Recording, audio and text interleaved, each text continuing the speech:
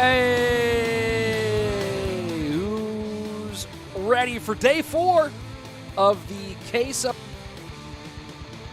That's right, Teams Edition. What's happening, everybody? Welcome to day number 4 of what has already been a phenomenal event. I'm Rich Slayton. This is the Queso Cup Teams Edition. 8 stacked lineups, all competing for a $50,000 prize pool. This is, of course, just the league phase. Later, we'll be getting into the big playoff phase. It's a blast. Yesterday, of course, we had a, let's say we had a small avian swarm through our stream. I guess we'll have the same thing today, most likely. And a man who might have some insight on some of that on call today, one of the best in the business for coaching. We had Julesy on yesterday. Today, though, we have the reigning coach of the defending world champion. That's right, Jebas is on the line for 3 of our 4 matches today. Jebas, welcome. How are you? So happy to have you on. Hey, Rich, how are you? I'm good, thank you. How are you doing today? I'm wonderful. I'm excited. We've got some great Clash Royale to get through. And a little preview for everybody here. Here is the match order or lineup for today, kicking things off. Urban Esports against Tribe Gaming. Then, of course, we'll say bye to Jebas for a bit as he goes and coaches Puigins up against yesterday's guest, Julesy, with SK Gaming. Then Gamer Arena. Shout out to all the fans for Gamer Arena in the chat who've been spamming it on both sides, both Twitch and YouTube. We are live on both, by the way. Up against Team Queso, our host team. And then Liquid and Chivas fighting to get out of the bottom of our rankings. And here are the rankings so far. You can see Liquid and Chivas trying to get out of that bottom spot. But, of course, that big one, Puigins and SK Gaming. Later today, that will be a battle for the top. And speaking of battle, let's go ahead and jump right into our first matchup of the day. Here we go. Soudy for Urban Esports up against Tribe Gaming's Greco. And Jebas, Tribe Gaming not getting as much attention, I think, maybe as, of course, your squad and SK Gaming are getting, but they feel like they are live and dangerous in this competition. Yeah, I think they're really trying hard, and I really like the decks they played yesterday. I think they were one of the teams that tried to improvise and not play the same thing over and over, you know? They're not afraid of risking. Yeah. And I think we're seeing a deck from Greek like that, Executioner Drill.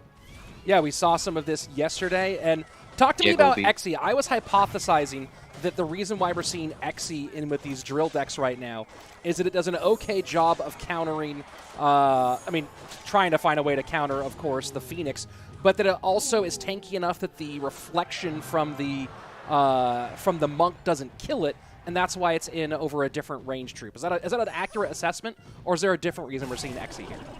Yeah. Basically, the Executioner counters the Phoenix, and we also see the Monk in some decks to counter the Executioner, so it's like a triangle, as you can say. You can also see here the reflection from Goriku. That was very nice. And you know what, I'll go ahead and just add in, I have it on the other scene here, but I'll add it in here so that people aren't asking me about it the entire time. But joining on the call is defending world champion coach Jebas, and that is way too large. Let me go ahead and make that to a reasonable size and get it into a good spot here. Oh, that's way too small. Come on.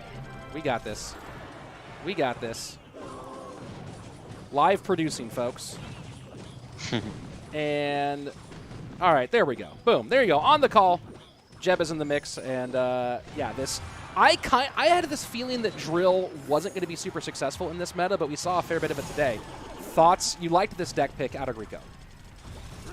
I actually think it's good against RG, because most RGs right now use Fireball, so the Executioner just does very well against it, and you have Bomb Tower, Ice Spirit, Nado, so should be a pretty decent matchup for Greco.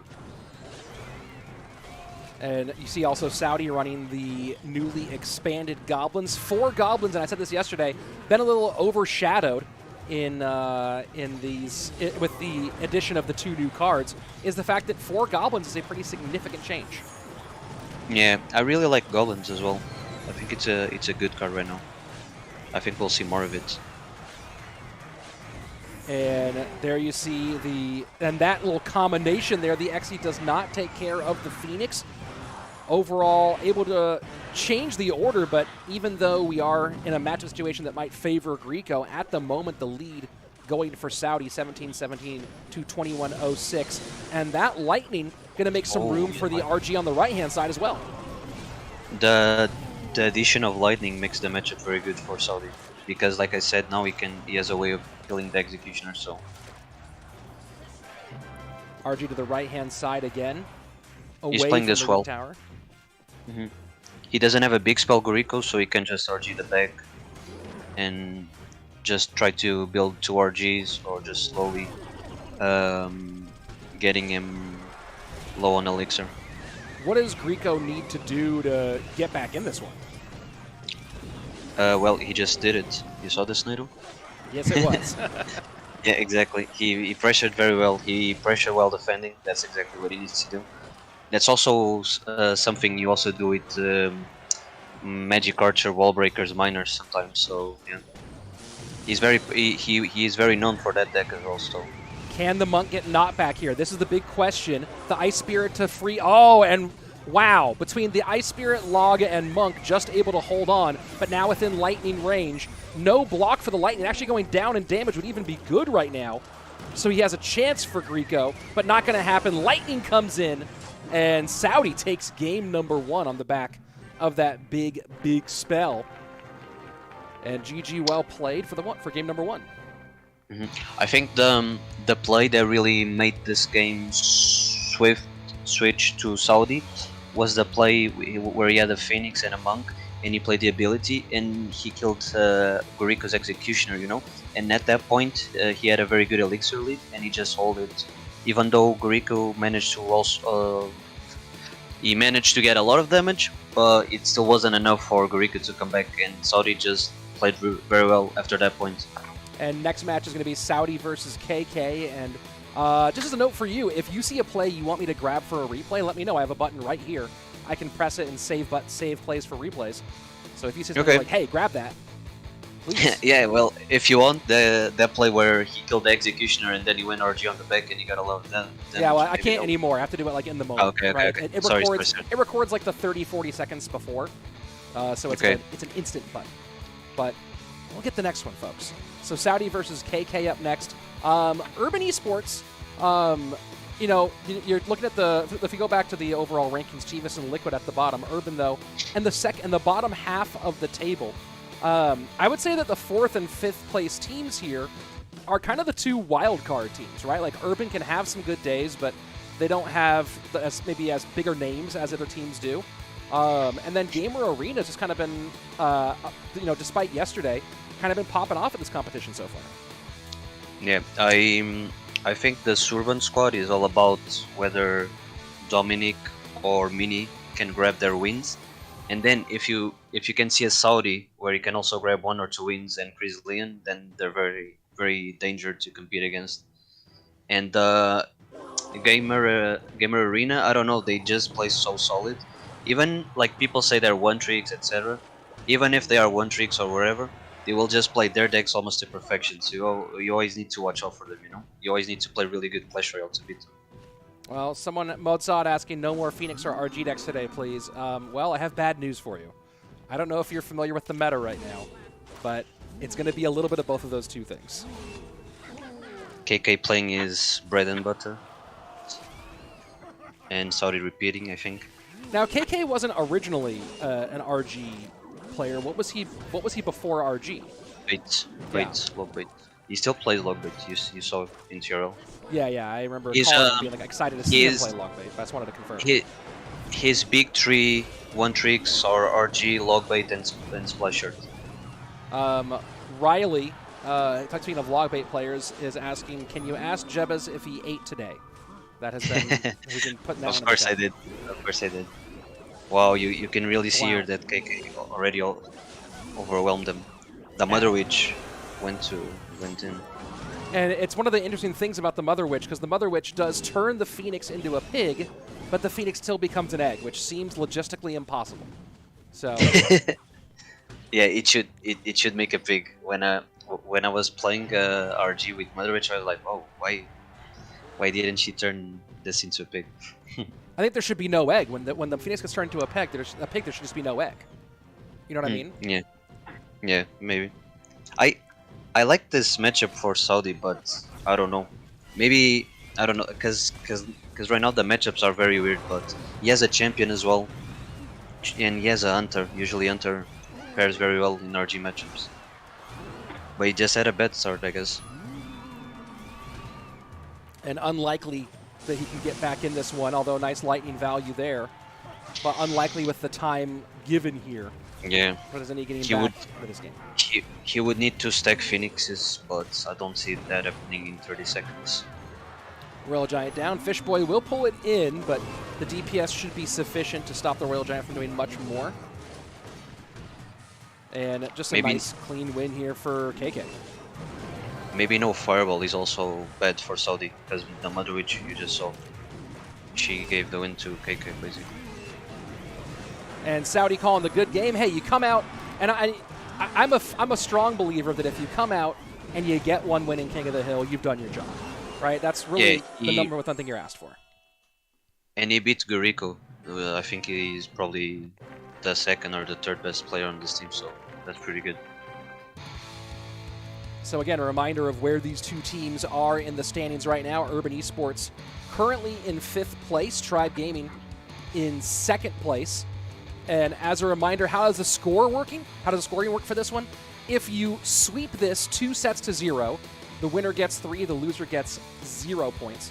If you win in 3 sets, a 2-1 win, then you get 2 points and the loser gets 1. So pretty big swings possible here. Tribe Gaming, a win today, no matter what, would put them over Puigins Esports, at least for the time being, pending the matchup with SK later. A loss would be pretty much a pretty devastating blow and open up a lot of big doors for both SK and Puigins. Of course, it wouldn't really put them in danger of falling out of the playoff hunt. For Urban Esports, though, this is maybe a kind of a do-or-die match in this matchup against Tribe. Exactly. Here we I go.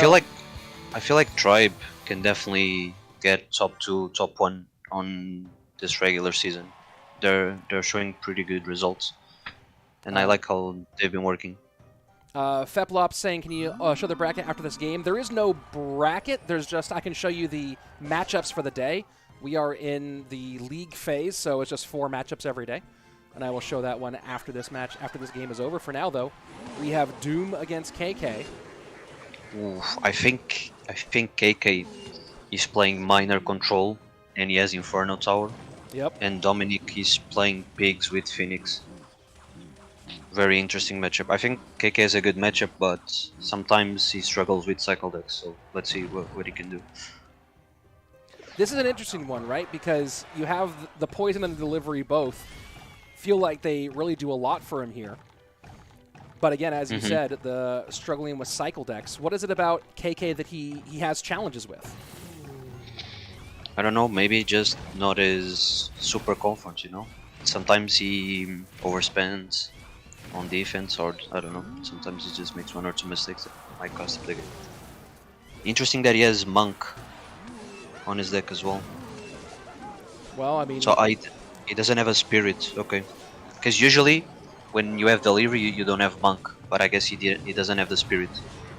That's a good call. And it's an interesting question, right? Between the Spirit for faster cycle and the Monk for 3-card cycle.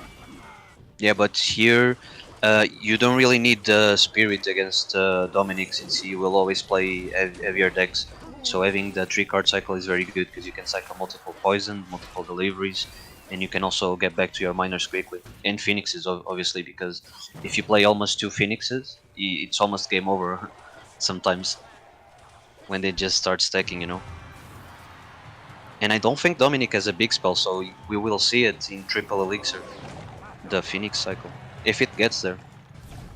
1826 to 1254. And we are seeing a matchup between 2 CRL World finalists. Of course, KK. I'm curious about your thoughts on that one. What was the conversation between you and Mo after losing the opening game to KK at Worlds this year? I don't think the deck picks on that matchup were very good, and Mo also had some stage problems since it was his first time competing. So we just tried to figure out what he could play to not make many mistakes like he did on that matchup, you know. So maybe I just gave him more comfort on the next best of 3, for example. So, but yeah, it was a really hard one because it was his first one, you know. And KK just took advantage of that. He just played his game and he won. Of course, it seems like Mohamed did recover pretty well from that one overall, I'd say. Yeah, it's fine. We don't get tilted or mad or sad about losses. We just talk about what happened and what went wrong, and we just start working on that. Ooh, a nice set of arrows here. Skeletons to control the giant skeleton on the right-hand side. DOoOM trying to make his way past, but in a lot of trouble here. KK not having trouble with the cycle deck in this case. Down to under 400 HP on the left-hand side. Will go ahead and just eat the Royal Ghost damage on the left as he sets up for sudden death overtime. 75 seconds left, and KK looking to take down the second player for Urban Esports. He could have already finished the game if he played the ability with the monk there at the bridge. He didn't. That's always free damage because they can't prevent it, you know. And Dominic just surrenders. Yeah. Not being able to kill the Phoenix was really the nail in the coffin for Dominic, I think.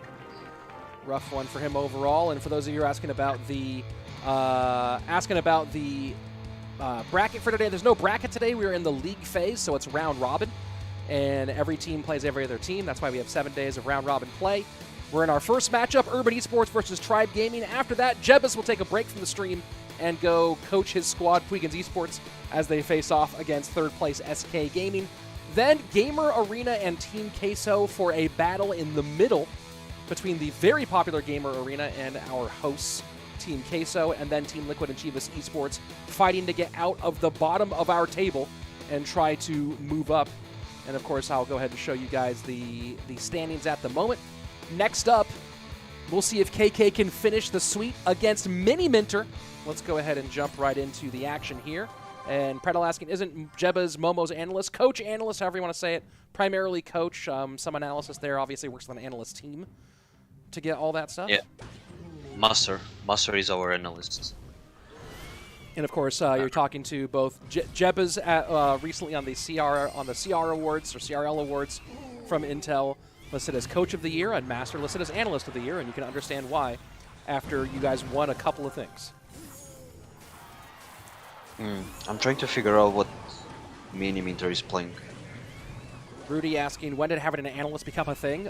Teams had analysts back in CRL 2018.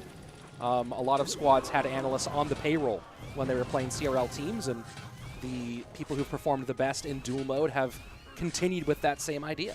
And wow, MiniMinter just shredding that right-hand side, and oh, that was the wrong button. Sorry, I meant to grab a replay as opposed to go to an old replay. Let's see if I can actually grab that one. If you look at MiniMinter cycle, you could see what won him the game. Yeah, Rich. Yeah, you can see that. I can see that. Phoenix and Mirror literally won him the game. Sometimes you can really pull that single elixir play. Like you saw yesterday, Lucas against Canario, for example. In our match, Lucas literally lost in the first minutes as well, because double Phoenix is just so strong right now. Yeah, the Phoenix is already strong, but you stack those two together, you add in that the level 12, especially if you get the level 12 Phoenix tanking for the level 11 Phoenix while it pops its egg again, it just turns into real nastiness when you're on the receiving end. And KK looking like he's not going to be pulling off the sweep here in our first set, going to game number 5.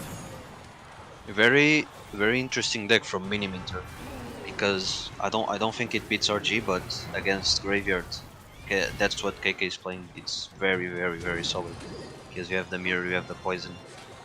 You can really punish him very well. He doesn't even need to poison, he just cycles the logs. Final 40 seconds of regulation, and you know where I'm while we're still seeing a pile of monks and phoenixes, we have not been. It has not been purely RG Royale like it was in the first weekend. Of course, I might take that over this. Because minor poison is very strong as well. It usually counters RG, and sometimes even Graveyard, because Graveyard now with Phoenix and Monk can overwhelm you when you're playing RG. It's not as easy for the RG player. And here we go. We are going to be heading to game number 5 of this opening set. Let me go ahead and see if I'm able to, if I did pull that replay or not. We'll find out here in mere moments as I go ahead and try to load that up. Let's see if this replay actually worked or if it was a bust. Here we go. So yes, we are going to get some replay here, and you can see exactly what Jebus was talking about. There's a Phoenix, and then there's a mirrored Phoenix, and then there's the reflection on top of that from the Monk, and there's only one elixir. Oh look, now there's no elixir, and and there you go. You see one of the interesting things here, and this is a general mechanic in Clash Royale, is when a troop does go into a different phase, retargeting happens. And that's one of the big things that I think makes, you're talking about things that make the Phoenix really strong and overpowered. There's so many of them, but we'll watch it again right here as the level 12 Phoenix goes down, and the level 11 Phoenix is now tanking for the egg. And if that egg took the damage, that level 12 Phoenix doesn't pop back up again, and that might have been enough to save the tower. Probably not, but might have meant that the level 12 Phoenix wouldn't have popped. Level 11 still would have been in danger, and enough time for KK to get another troop out there to defend and possibly keep his tower alive. So that's one of those really interesting and challenging parts of the mechanics. We're going to go ahead and get into game number 5, folks. Here we go.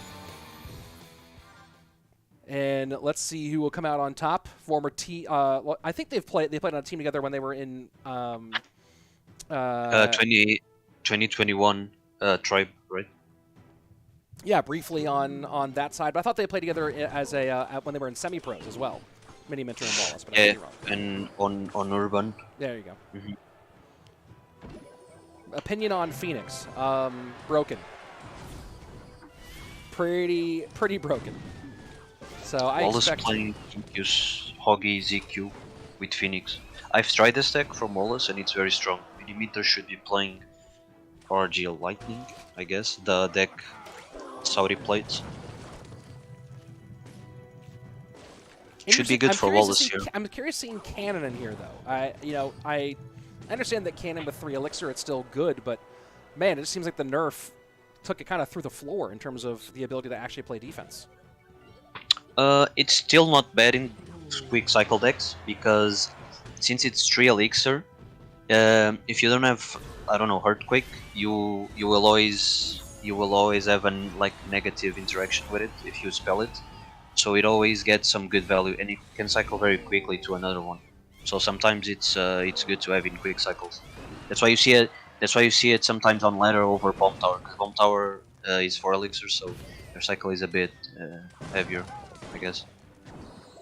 And for anyone watching and commenting right now, if you have any questions for me, I'll try to grab them if I can in downtime. But in general, between sets or between matches is going to be the best time for me to catch something. So I'm not trying to ignore you guys if you do have a question for me, but of course do have a lot going on here with the gameplay overall. One person asking, Richie to participate in CRL as a player one day? Absolutely not. There is no. I will never be a CRL player. I also really enjoy casting, so I'm happy to continue to do that. Wow, MiniMinter managed to kill the cannon and got some good damage, but Wallace cycled to them. Wallace used to one-trick this deck on ladder with Archer Queen, so Wallace is playing Comfort as well.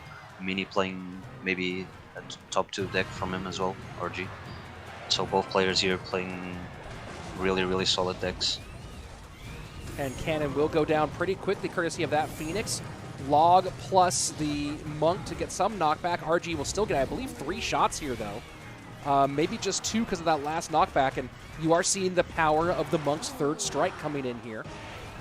Go ahead. You can also see the ability where he goes RG, but he goes Monk in front of the RG to kill the cannon, and then the RG always gets 2-3 hits because of that. You will see a no, I think, from Mini again. Shout out to my boy Cashman in the chat. Excited to see him. If you don't follow him already on Twitch and or YouTube, Cashman TV on YouTube. Really fun content.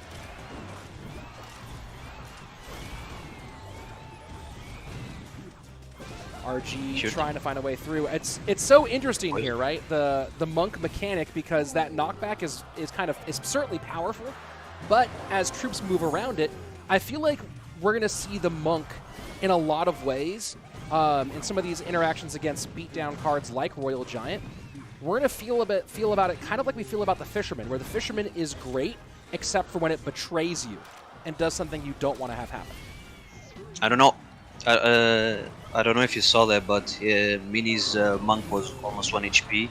He activated the ability.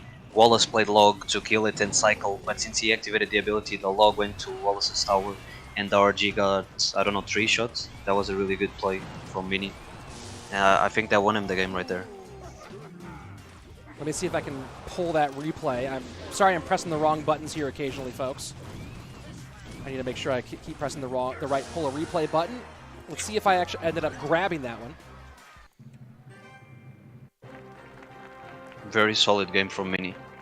He played that one very well. I feel like Monk won him the game because he could shred the cannons.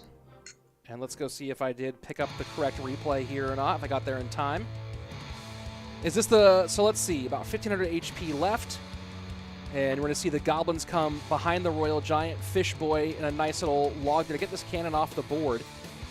And as the RG goes, the Monk comes behind. And I think this might be a little bit... I feel like this was around the right time here. And I think this Monk maybe turns around. Is this the one you were talking about? Yeah, you saw it, right? He got so much damage. He poisoned the Monk. The Monk was 1 HP. He logged, but MiniMinter was fast enough to activate the ability, and he just killed the cannon with a log. And I don't know, he got 3 for the hits. That was a very good play. All right, well, I am going to try to work on getting those replays working correctly, folks. It's a little complicated here with the buttons, but we'll get them back sorted out. And we are now between sets. Urban Esports taking set number 1 off of Tribe Gaming. A very nice win there for MiniMinter. And now we go into set number 2 with Urban in a nice spot here. Again, if Urban can win this set, they will get 3 points and Tribe will get 0. If they split the sets overall, then it's 2-1. Let's see, Rick Sinisfi asking, Rich, just asking how good are you at CR? I am, as I say always, I'm better than 85% of people who play the game, which means I'm absolute trash at the game, right? If that makes any sense to you guys. Like the 90% of people will never, 80% of people will never make it past 6K, and I am before the trophy change 6.6K personal best. So I'm better than almost everybody, or better than most people, which means I'm still terrible. That's the best way to put it.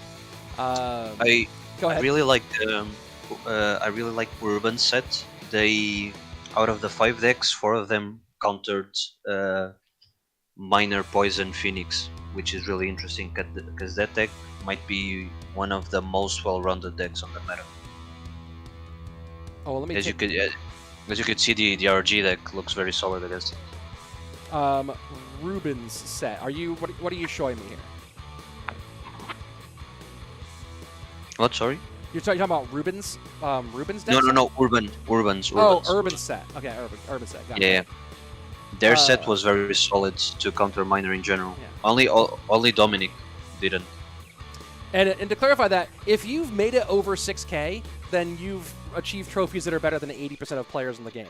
But doesn't mean you're good. If you're below 8K, you're also still not good at the game, right? That's the best. That's like the way to put it. I also judge everyone by by esports standards. Gaming Vid saying answer someone in chat. Not you. Let's see. Next set, Urban Esports comes up with Soudy, DOoOM, and Mini. Tribe Gaming with Greco, KK, and Wallace. So not a lot of changes on either side from a lineup perspective. In fact, same lineups. Same exact lineups here. Let's see. Send Cashman to bed. Oh, yeah. Cashman, did you win the stream till you stop? I feel like that's a KFC thing, that he would totally win that. So, who knows? Him and both sides. And they both split the money. Good for them. That's fair.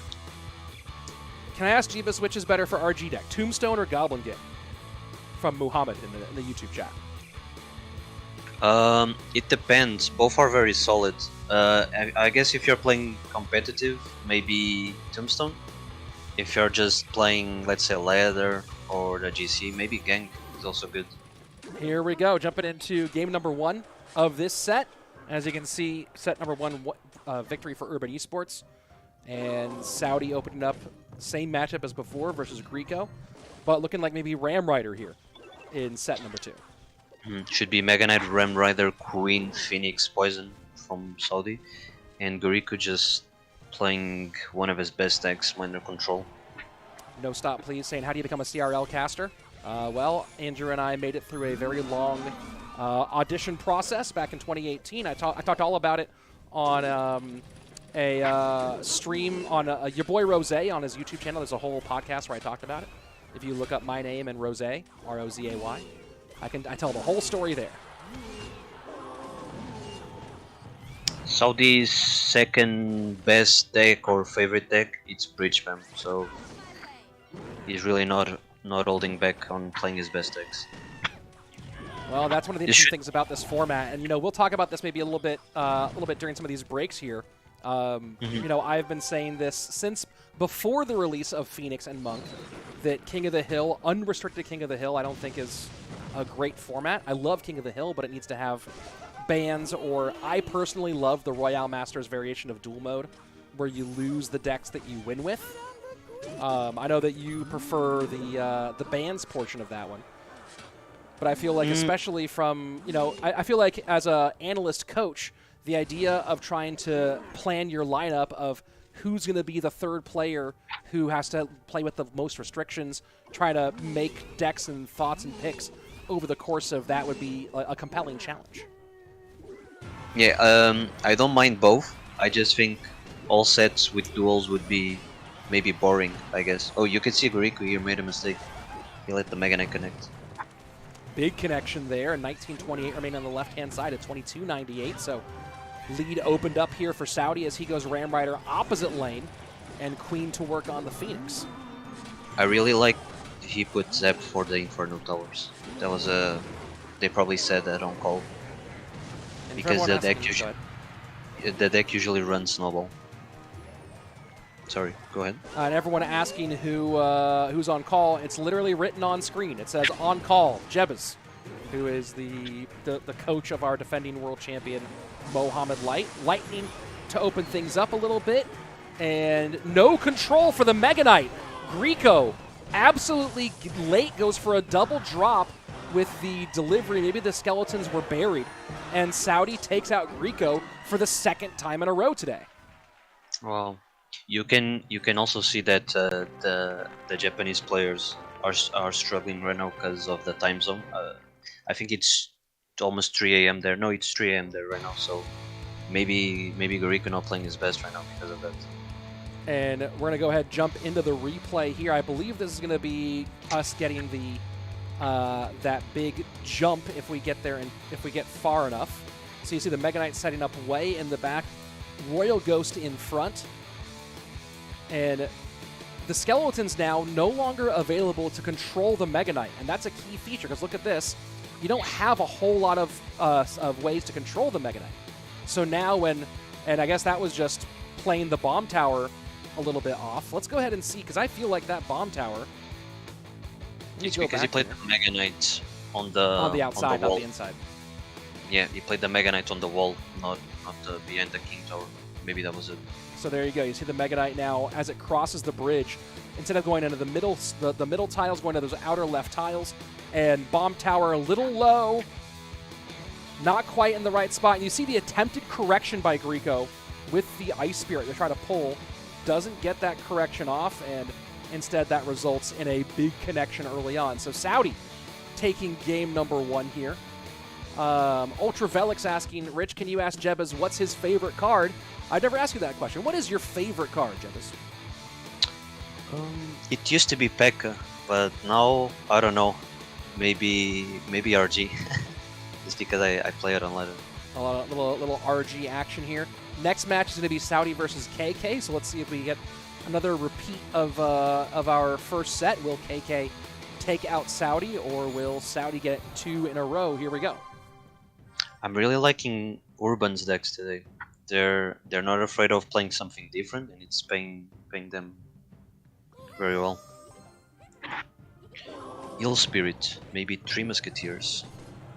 Should be. Let's see. Jebus, is it 6 teams that go on to the playoffs? It is. I think it's a ladder system. You remember CRL teams? I think it's like that. Sure. It's the snake, that would be crazy. I thought it was gonna be top, like 1 and 2 get a bye, and then I forgot the name. Yeah, I think we called that snake. Can't remember what we called that now. And here comes the rage, and the cheesiest deck in the game continues to be cheese now that it's got the power of the Phoenix.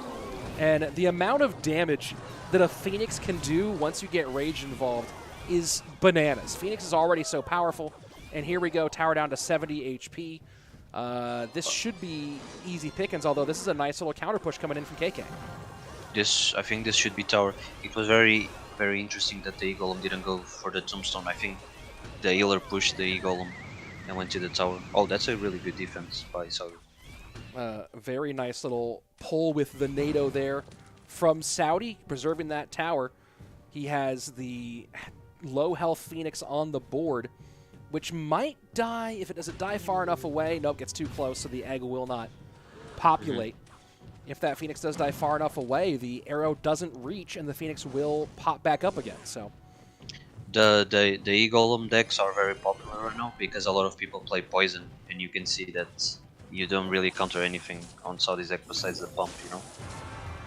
And there goes the pump. KK going to go ahead and push Graveyard into the right-hand lane. And he's going to get some damage here, but not a ton.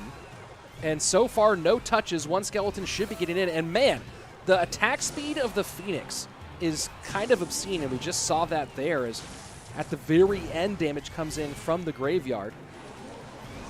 And nice high poison here from KK to try to win this bridge fight. But you can't win the bridge fight because of the E-Drake, and the Phoenix is behind it. Can he get to the E-Drag, though? That's the big question. So far, and now 2 down with 15 seconds left. NATO would be enough to win the game here. Graveyard in. No tank for the Graveyard, though, and that's going to be a GG.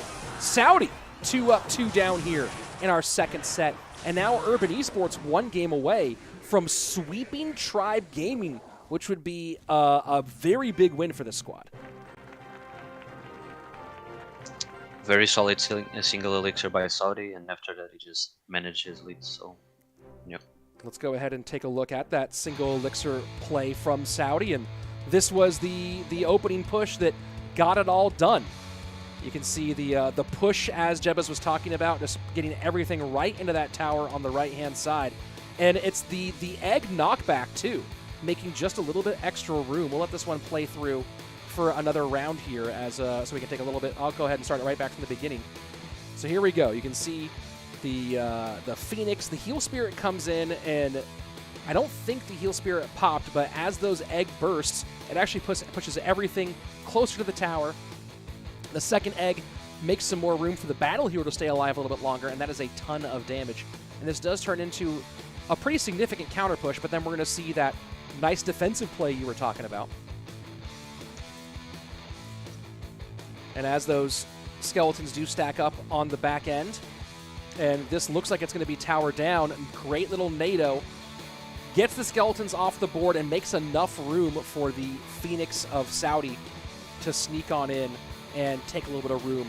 So GG, well played. Here we go into game number 3. Soudy going up against Wallace with a chance to sweep not just the set, but take the 2-set sweep, 2-set sweep for his squad, and a big-time win.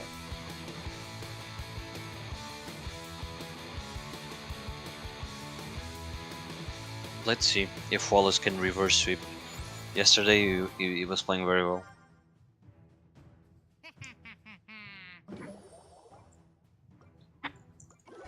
Mortar. And Mortar, we saw a fair bit of Mortar yesterday. Interesting choice here. Morten, not the greatest deck in the meta, but also not bad because Phoenix does very well against it. So let's see. Oh, Soudy playing the Mortar bait deck. This is his best deck. Let's see. You think this is so? You were talking about how he's so good with bridge spam. So you think that he prefers bridge spam, but you think he's better with mortar? Yeah, Mortar is his ladder deck. Mortar is king bait. Yeah, I think we saw this deck. I don't know what matches had it, but I know Puigins match had it, where he has Minor Fireball as his last cards. Also Goblin Gang. Wow, you got a lot of damage then. A lot of damage from that Archer Queen on the right-hand side, 1071. As we've had some good exchanges back and forth early on. Soudy, of course, probably I'd say maybe the third best known player out of Egypt behind, of course, Mohamed Light and then Capgun. Part of that Egyptian squad that took first place at No Tilt Worlds back in 2021. And had some okay performances this year, but really hasn't turned into a top-tier solo player as of yet. Wallace playing the normal Minor Poison, but he added the Queen. Interesting choice.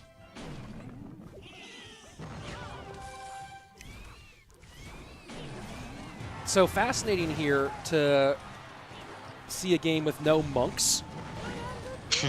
Yeah. Oh, Mortar as well. Okay. And Soudy goes ahead and pulls the mortar to the left-hand lane. Phoenix does get on top of the mortar a little late there with the distraction. Is Wallace. You can see on Wallace's deck he doesn't have a log, so it's really hurting him a little. Although good damage on the right-hand side. Yeah, he might still win because of that early Queen damage. And now just pressuring left-hand lane is Soudy. Wants to make sure he gets this tower at the very minimum. Mortar locked. And that's a huge mortar lock, and you see now the miner does not go to tower to prevent that mortar lock from doing more damage. But it gets the shot off. That's GG. And Soudy gonna come out here with a huge King of the Hill sweep in set number 2. And that's 4 wins on the day for Soudy. Greco twice, KK once, and then Wallace as well. Very, very nicely played for the young man from Urban Esports. He played that one very, very well indeed. Let's go ahead and take a look at the replay. First of all, we'll go ahead and look at this one, which was the big exchange that decided everything early on. You see the miner to the right. Go ahead. I feel like no Valk and no Log won Soudy the game. Very hard for Wallace to defend. Yeah, I think he needed more defensive mortars, I guess, to distract Saudy's mortars. So we're going to see a lot of damage coming on the left-hand lane as that Skelly King gets in deep with the ability. And the skeletons just stack, even though they're clones, they're like ghost skellies. They stack. This Queen on the right, though, gets the ability off. Soudy a half-step late. And honestly, if Soudy wasn't a half-step late with that drop of the Goblin Gang, this would not have been a close matchup at all. And then we're going to go into our closing moments here. Still pretty close. Miner goes into the right-hand side. Goblin Gang comes around, and Wallace has the lead here. But as you can see, this Queen gets picked up with a very, very nice Skarmy right at the bridge. And when the Queen goes invisible, when he pops the ability, it gives the mortar lock. And that's the real problem there. The Queen ability lets the mortar retarget, and that's all the damage on the left-hand side. Wallace just trying to stay afloat, couldn't get it done, and Soudy with a huge King of the Hill sweep. And that's a big win for Urban Esports, because they didn't just get the win, Jebas. That 3 points is massive. And I know you have to go, but before I let you go for your matchup, thoughts on Urban's performance? I really like their deck choice. I think they adapted a little to the meta. They brought some lightning, which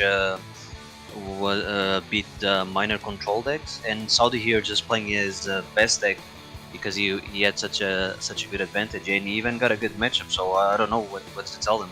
They played well. They picked their decks correctly. So it's a deserved 3 points, right? Very deserved indeed. And of course, I know you have to go because coming up next is going to be SK Gaming up against Puigins. Let me go ahead and show that one. So I know you have to go and work with your squad there. Good luck. Have a good one, and I'll see you back here afterwards. All right. There we go. Big thanks to Jebas. We'll have Jebas back on after this match, but of course, he has a huge matchup. Let me go one more time, look at the matchups. We just saw Urban Esports upset Tribe Gaming with a 2-0 sweep. Puigins and SK Gaming coming up next, and that's why we're saying goodbye to Jebas for a moment. Yesterday's guest Julesy against today's guest Jebas from the coaching standpoint. Super fun. After that, I know a lot of you here waiting for Gamer Arena against the Cheesy Ones Team Queso, and then our fight to get out of the bottom between Team Liquid and Chivas Esports at the end. And there you go. You see they're adjusting the points still, I believe. There you go. Tribe Gaming getting 0. Urban picking up a big 3 points. And that's huge as we go into our final weekend. Next weekend, we have 3 days of competition. We have Friday, Saturday, and Sunday next weekend in this round-robin portion. Getting that 3-point win here, huge for Urban, as there's going to be a lot of movement next weekend. So that is a massive, massive win for them. And Tribe Gaming, not in any danger at the moment, but certainly would have liked to at least put up 1 point on the board and potentially maintain possession of that, or at least partial possession of that #1 spot. Alexander saying, why is Rich streaming instead of Clash Royale Esports? Not complaining though. Because these community events go onto community channels. So this is being streamed in multiple languages on many different content creators' channels, including mine. So that's kind of how these events work. Do you have to have a big brain to become a coach? Typically speaking. Hoff the Great, best commentator hands down. Thank you very much. Let's take a look at the lineups for our next matchup. So SK Gaming going to be playing Airsurfer, xopxsam, and Morten in this King of the Hill. Puigins Esports with Lucas, Mugi, and Mohamed Light. No big surprises there for that lineup, so we'll be getting that one going fairly soon. And as a reminder, folks, let me go ahead and actually put it on screen. I'm not putting it on screen the whole time, but boom, there's our current subscriber count. 87,730 subs right now. That's our current subscriber count. Trying to see if we can get to 90K pretty soon with the goal of 100,000 subs before the end of the year. So if you're watching right now on YouTube and you haven't yet, please consider subscribing to the channel. This is a commonplace for Clash Royale Esports. If you love following the Clash Royale competitive scene, this is where a lot of that goes on in English. Between these live streamed events, me putting on some individual featured BO3s or BO5s, occasional technique breakdowns, things like that, top 5 plays and stuff, and all those sort of things happening right here. And it's an easy, free way for you to support the channel, to give that subscribe. If you turn on notifications, you'll always know when we go live for big events like this one, and you'll never miss it, even if you didn't log into Clash Royale that day and see the big red button coming up. So I can see the counter going up. I really do appreciate any support that you have. Of course, you just being here and watching and hanging out with us is a lot of support as well. So thanks for coming. But, of course, we do have our next matchup about to kick off. It's going to be Airsurfer against Lucas. Let's jump right on into it. And here we go.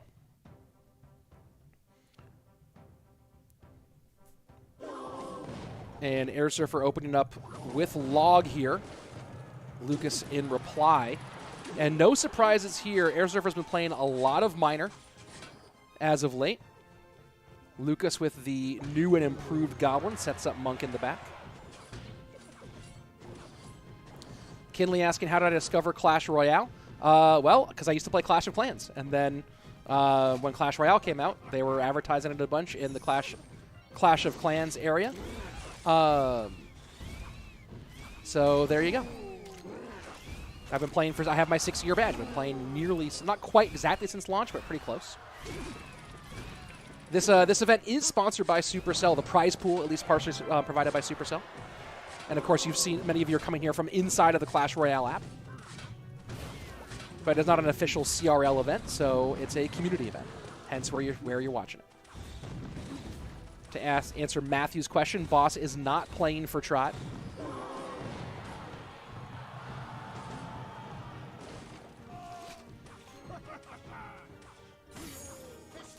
And wow, the rejection of the Fisherman ability You know, I'm sure it's happened a dozen times since we've been doing this, but I've never seen it just in the one-on-one like that. Just the absolute face palm of the Monk.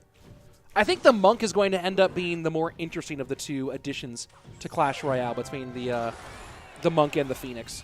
Well, I think we're going to see some really interesting moments overall from this card. As the bridge fight does start going down, Mortar getting wrecked by that RG, but does get a shot on, with the Royal Giant being a little bit too close. Nice job by Airsurfer to play the Mortar to the inside there and guarantee himself the shot on tower.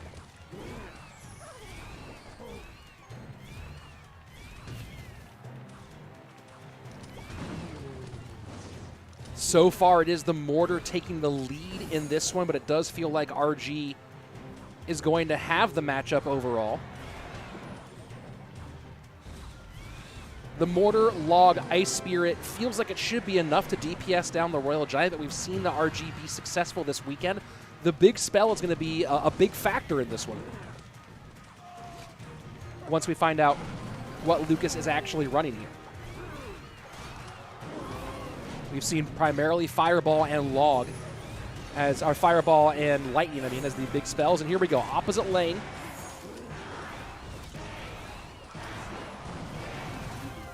And we'll see, does Lucas get back around? Notice goes ahead and Lightnings, and the RG going to get on tower, and that's going to be a ton of damage left-hand lane. Should be at least 3 shots. Log there a little bit late, and just like that, Airsurfer giving up the lead by 6 HP as we go into sudden death overtime.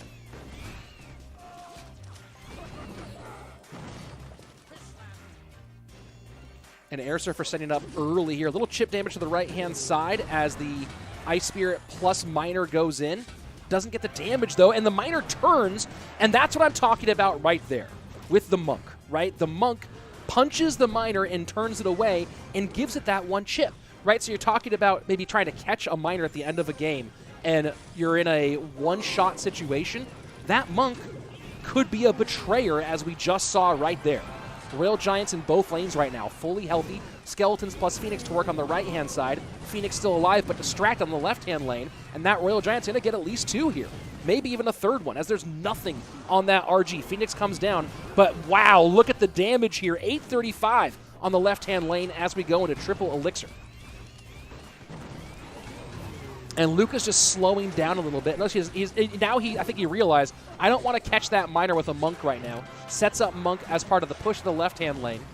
Does he have control? And there he goes. Plays the Goblins to make sure he gets the aggro of that Mortar and not give up some silly Mortar shots on tower. Miner goes in, this time to the outside. Hunter does not get the pick, but you see the adjustment here by Lucas after taking that shot. RG to the left-hand lane. Will it get a hit? And it does not, but Lightning gets in. 5-18, Mortar high to the right-hand side. Can Airsurfer find some way with this amount of time? He could try to overwhelm here, but the defending Phoenix means probably not. You see the Fish Boy played in. Miner goes to the back. Goblins do get the pickup. Poison not getting the Goblins off. Can the Miner turn? Not going to happen. GG, well played. Great game overall by Lucas, who gets the win here in game number 1. So our brief and soon-to-be returning co-caster for the day, Jebus, and his squad getting the win here in our opening matchup. I believe I pulled a replay there. Yes, I did. Let's go ahead and get that one queued up for y'all. And this is going to be I think this is going to be getting back around to the Monk play on the right-hand side. So you see Royal Giant doing a lot of work on the left-hand lane. And keep your eyes on the bottom right-hand side of the screen when the Miner comes in just a moment here and will get picked up by the Monk. You're going to see what I'm talking about. The Fish Boy wanders away, and we're going to see the Ice Spirit Miner play. Now check this out on the bottom right-hand side. The Monk gets the pickup, hits shot number 1, shot number 2, shot 3, the knockback, and the Miner gets a shot. So that's, again, I'm very curious about how that shakes out over time with that interaction. Does that? We saw adjustments from Airsurfer as time went on with that matchup, with that pickup, and not going for the Monk pickup anymore. Obviously, you'll have to do it sometimes. But, man, that's going to be an interesting one. Let's go ahead and jump into game number 2. OP Sam versus Lucas. What happens when Royal Delivery falls on a channeling monk? John Connor asks, and I don't actually know. Croissant saying, without Ice Spirit, might have gotten 2 shots. Very interesting. That's very interesting as well. Good point here.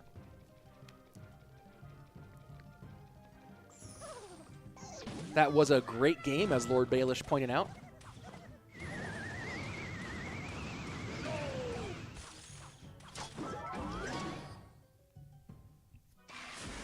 An easy King Tower activation there for Lucas. xopxsam going Hog. We saw Hog with the Phoenix do some good work yesterday. I don't know if I expect an emergency nerf to answer Adita's question, but I do think we'll see a nerf before the, probably I think there's only 9 days left in the season or 7 days left in the season. I think we will probably see a nerf at the start of next season, I hope. This is the Supercell is very numbers driven with their buffs and nerfs, and I think it's going to be harder for them to ignore the numbers with the Phoenix. But we'll see how long they leave it as it is. Nice graveyard defense here with the archers. As Sam's going to have a kind of nice counter push, although, man, the monk just erasing the archers with that ability. Still a +2 elixir advantage for Lucas, or for Sam, I mean. And the Hog will have to take a shot from the Hog, and that's an interesting synergy right there, as you see the Phoenix egg popping and making a little bit more room for the Hog to get some more damage on there.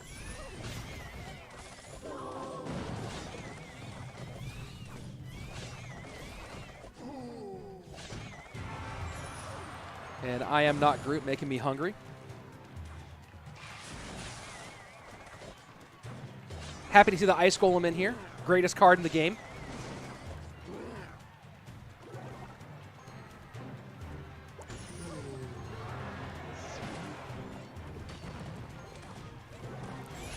And Hog left lane will get one. That won't get a second, I believe. No, the second does get off. Courtesy of the Ice Spirit just slowing things down the tiniest bit here. So far, this has been all Sam. And just the archers low. We haven't seen in there. It's a freeze is the spell for Lucas. Log to clean up. And he has no big spell to take off those archers. So freeze is the best, but with how fast the cycle is, Sam should be able to get back to that log or the Skellies or Ice Spirit afterwards to help mitigate those problems.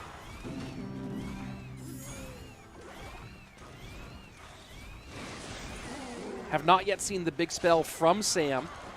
Makes me think that maybe it's EQ and not Fireball or something similar. Here's what we'll find out. I mean, again, he also doesn't want to Fireball those monks, obviously.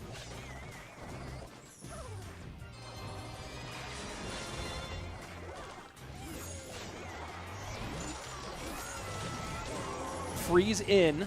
Not that much damage, though. And as I'm talking about, the quick cycle of this just makes the freeze not as advantageous. The lead starting to diminish, though. 1780 to 1821 with a little over a minute and 15 seconds remaining. And Sam just trying to stack these Phoenixes. Going to go Hog to the right-hand side behind this Ice Golem to prevent the pull from the NATO if he can. And the Hog does go to the outside, going to get one, maybe gets two here. Does get two. Huge shots, 1378. And now that's a naked graveyard. Phoenix will not get there in time to tank and gets distracted for a little bit. Now here comes in the EQ on defense.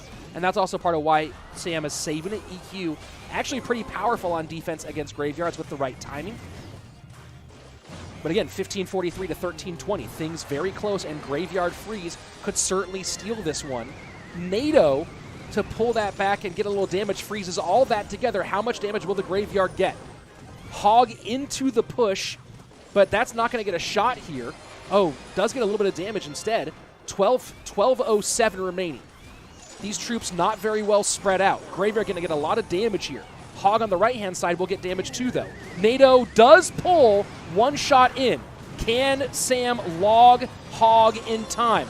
Graveyard and Freeze opposite direction. 732, 651. Does the Hog hit? It doesn't hit, but doesn't matter because the left-hand side way too far down. 381, and OP Sam taking one back from Lucas here.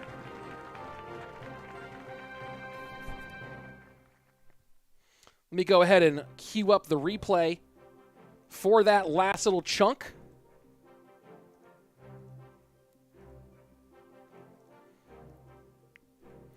And here we go into the replay. And let's take a look at the damage on the left. I, like many of you, was looking at the right-hand side. But it's the left, which is where Sam won it. So 15 seconds left. NATO comes in on the right-hand side. And it's just the Lucas not controlling the Phoenix. Lucas does not control the Phoenix. The Phoenix gets away here. And while he won the right-hand side battle, the Phoenix coming in gets it done. So let's go ahead and let that one play one more time here, and we'll take a look exactly at what happened. Next up will be Mugi versus Sam. So Freeze on offense, getting the damage in. Lucas has plenty of elixir here. NATO's the hog, and just, I'm not even sure what's going on here. He has to control the second hog, obviously. And just, he needed to stop the Phoenix from getting one more shot in. But so much going on. Not able to get it done. And Sam takes the win on that one, so big win for Sam. And now we're going to go into game number 3 with the set all tied up 1-1. And Mugi versus Sam will be the matchup. And Reaper Omega with won the right side battle, lost the left side war.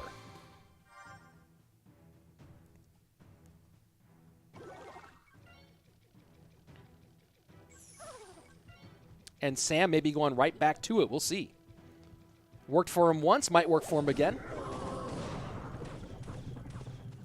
Bar barrel for Mugi, and there have been questions of whether we'll see more bar barrel because it actually can kill the Phoenix egg, unlike the log.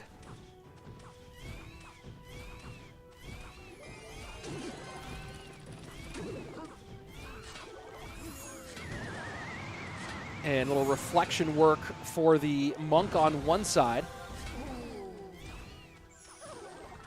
Still pretty close in damage overall. Sam, amongst his many achievements as part of SK Gaming, including being the 29 CRL West champions, a #1 ladder finish in May of 2020.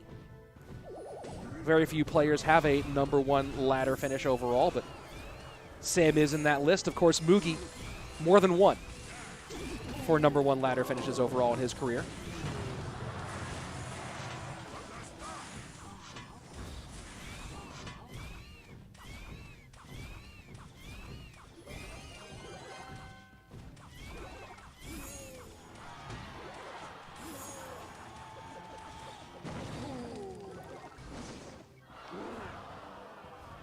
So we'll see if this is, in fact, Graveyard for Mugi.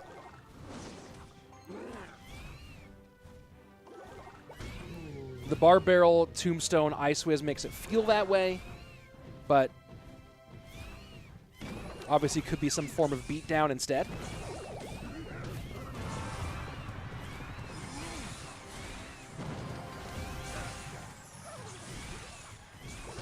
And that egg staying alive, and yes, it is Graveyard, so a push to the right-hand side. Poison immediately in reply.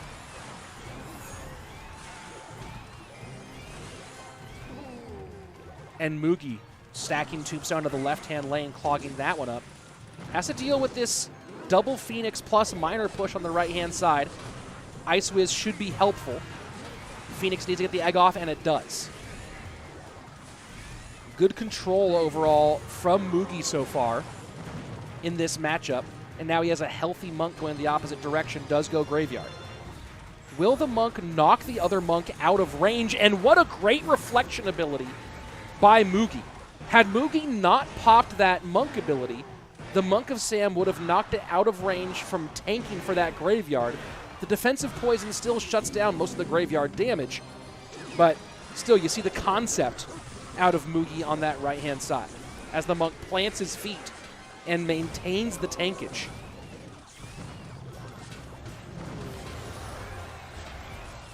This deck from Sam, very fast cycle, so how the heck are we going to see any sort of real attempt at outcycling it.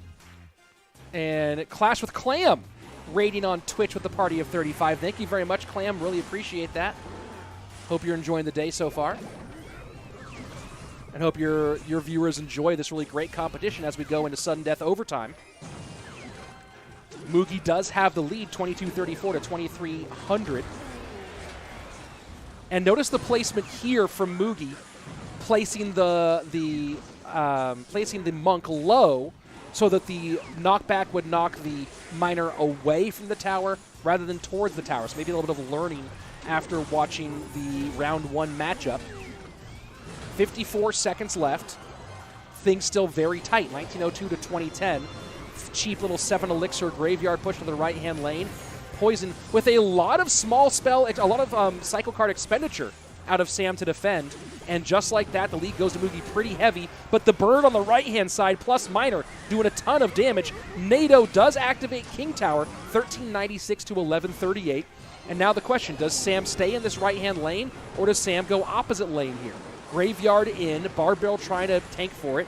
Poison down on both offense and defense. Miner to the left-hand side, not going to do very much damage. And this is looking like it's out of range for OP Sam to win here. He does get back to another Miner, Graveyard in opposite direction. He puts the Miner right onto the Ice Whiz. Poison plus Miner, not going to be enough. Mugi going to take the tower. We're going to game number 4 with a Puigins Esports advantage. GG, well played.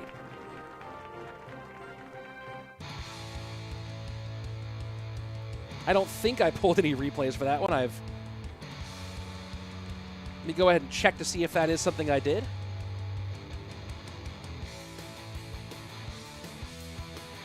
And I don't believe so. All right, so no replays for this one. But of course, you can see the standings. And for those of you asking what's going to be up after this one, well, a lot to be played here, but we are currently in our second match of the day. Urban Esports upsetting Tribe Gaming in our first match 2-0. Clean sweep 2 sets, including some great work by the Egyptian Soudy. And then next up will be Gamer Arena versus Team Queso. But right now, as we go into our next game here, what a matchup, a rematch from one of the best games, one of the best matches, but one of the best games overall from CRL World Finals. Morten versus Mugi coming up right now. That's again, this is the kind of matchup that you want to see. Honestly, I hope Morten wins this one so we can see Morten versus Mo, which would be so much fun. But yeah, Morten versus Mugi. The match that Morten played Logbait in that one was brilliant. You want to see Morten play Logbait. Here we go. Into game number 4, current advantage for Puigins.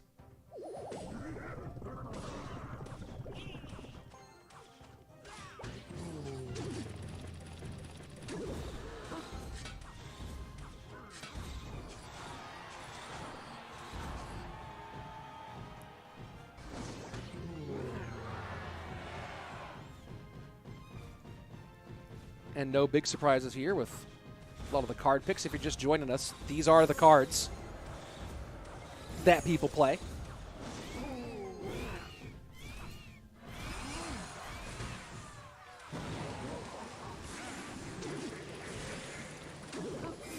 Mugi coming off of a number 4 finish at CRL World Finals. And look at that, the tankage for the Phoenix. Does the Barb Barrel kill the egg in time? And it doesn't. And Morten has to get his Phoenix out to prevent even more damage from it. So early salvo from Mugi, taking the 1,000 damage off the right-hand tower.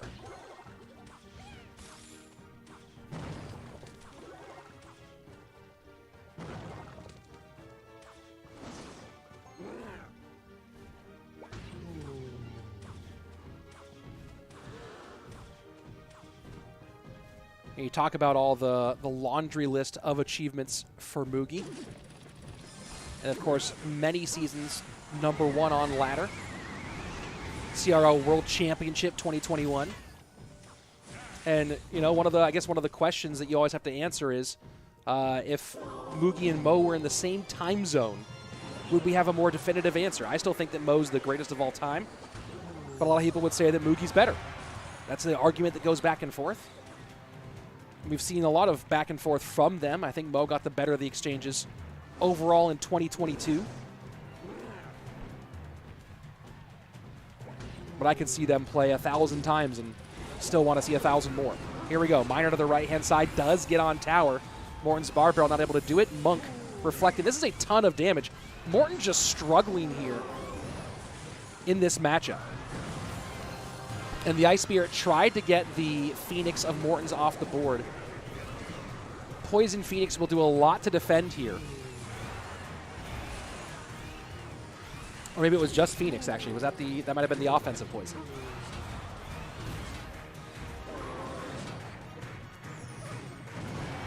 So Mugi holding with the lead as we go into sudden death overtime, 19:02 to 11:16. Mugi Morten just really has no great answer for the Miner, right? The bar barrel getting there a little bit late. The bar barrel for a Miner pickup is so hard.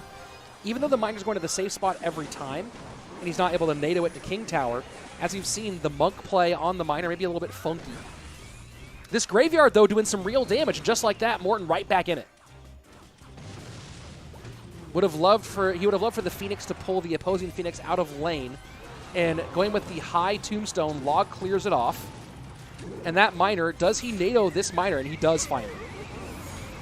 Offensive poison, though. And Morten needs to do something about that Phoenix. Ice Wiz comes down, makes just enough room for the Phoenix, and Morten staying alive, 3:04 to 11:34, but he cannot take much more of that. Morten now just going hard with the pressure. Full-on Graveyard Poison, full send into the right-hand lane. Does he get the NATO? No. One shot in from the Miner. 246 on the right-hand side. Morten trying to spam the bridge. 5:05 remaining for Mugi on that same lane. Ice Wiz to support. Does the Monk get on the Miner? It doesn't. Log poison in, and Mugi will take the set for Puigins. Really good effort overall for Morten, but just not enough to take that win. So nicely played overall, and that was, again, just the having no real answers for the Miner. Really, really tough for the German player. Let's go ahead and take a look at one of those big moments here early on, and you're going to see the reflection damage on the right-hand side for Morten.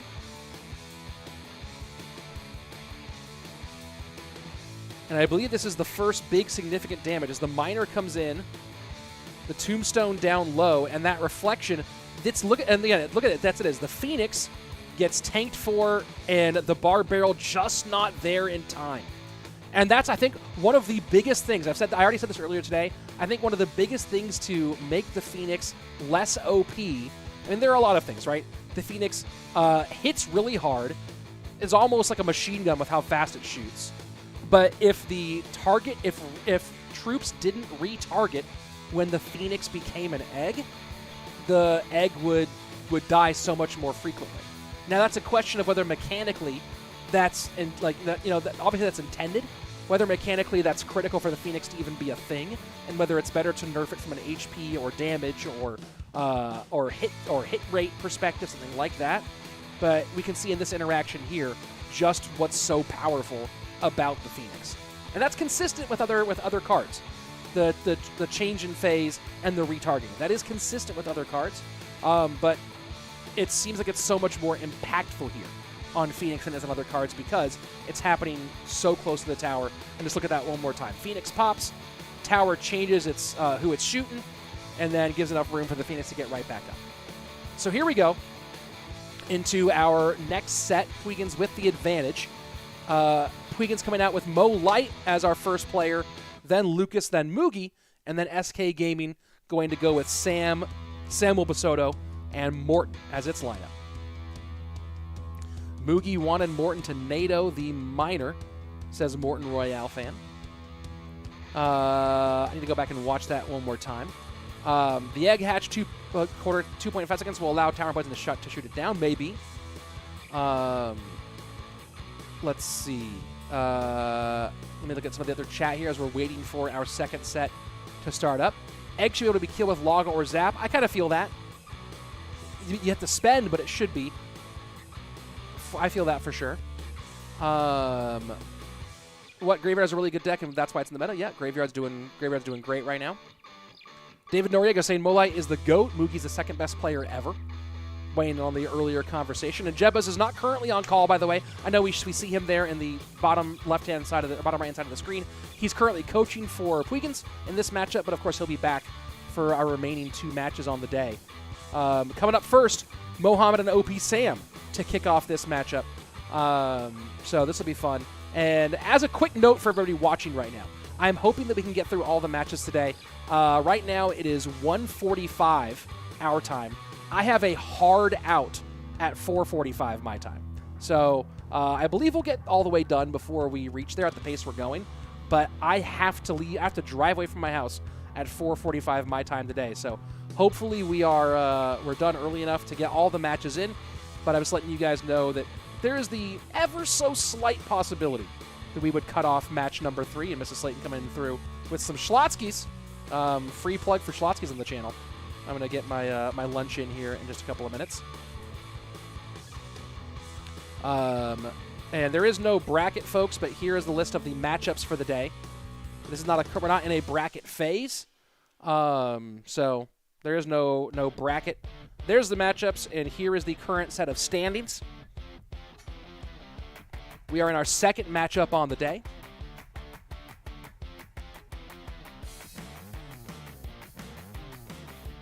And almost ready for our first matchup between Mo and xopxsam.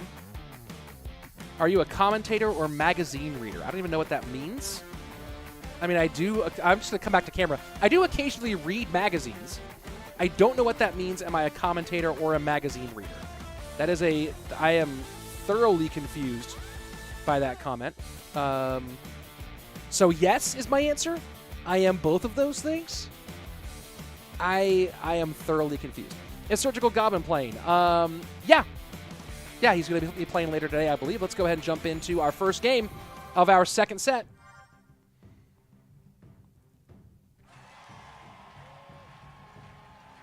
Mo Light versus xopxsam.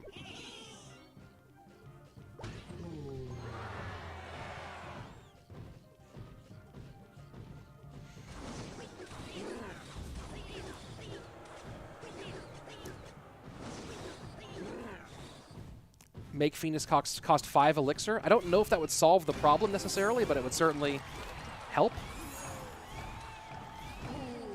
It would certainly make it harder to stack Phoenixes for sure. And it would make Phoenix Mirror Phoenix less annoying. Morten did just play. We saw a really great matchup between Morten and Mugi a minute ago. But Mugi's matchup was great. Can't wait to ask Jebas about that when he comes back on. Remind me when Jebas comes back on to ask him about that, because that was a killer matchup for Mugi.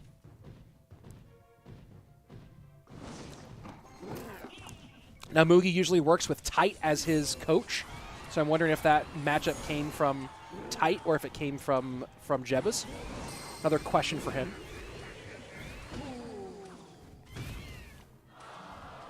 As Mo just going minor control, and Sam going with a heavier minor variation.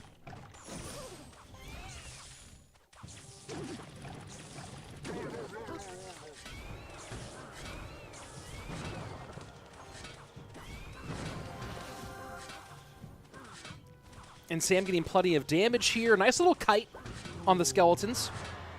And that monk gonna do a great job just making that Phoenix run all the way around the board.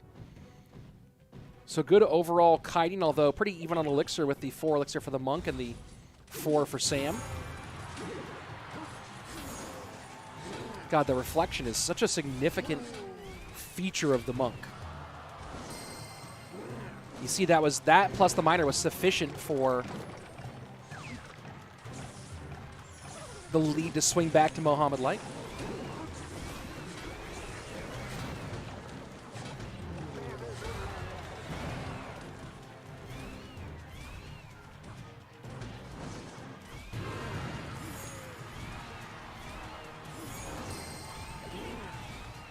And again, same story here. Mo mostly getting little bits of chip damage, some minor, but a lot of it's been the reflection from the monk so far. And able to get both eggs down is Mo. That's absolutely huge for him. He might just ignore this minor and go send in. Yep, there he goes. He ignores the miner and goes full send instead. A little bit of 1 elixir spend just to prevent that last bit of damage there. But able to get control, but now has 2 Phoenixes to contend with. And nice push from Sam, forcing the move on the right-hand side with the Skarmy. He'll get a little bit of damage here, more than you might think with the 6 or 7 Skellies. And you see just like that, now dual lane pressure. So Sam able to go ahead and pressure the right-hand side, and now putting a lot into the right-hand lane. 19-18 that side, 15-44. And Sam's just changed the calculus of this matchup. Because now no longer does Mo have the luxury to play defense and counter.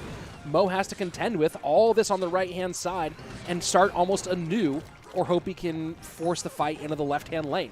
Great choice there by the mad scientist.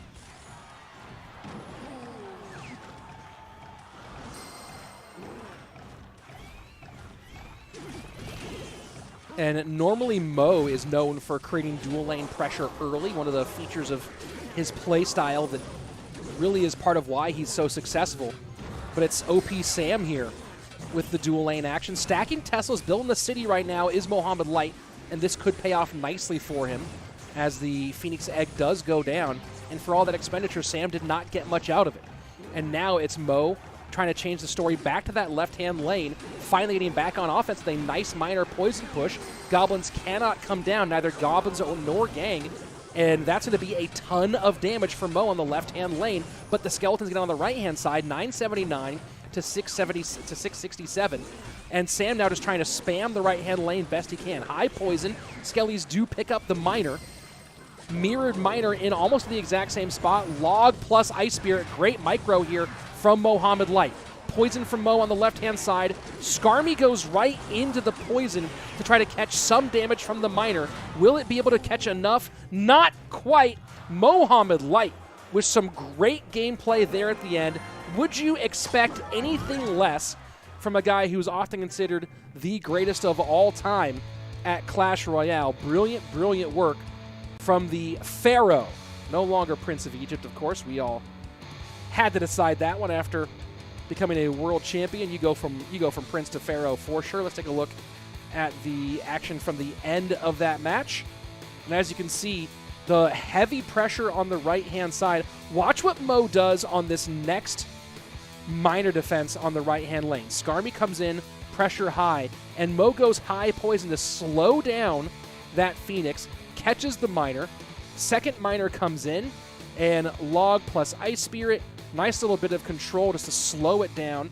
Monk's not going to be enough, but it doesn't matter.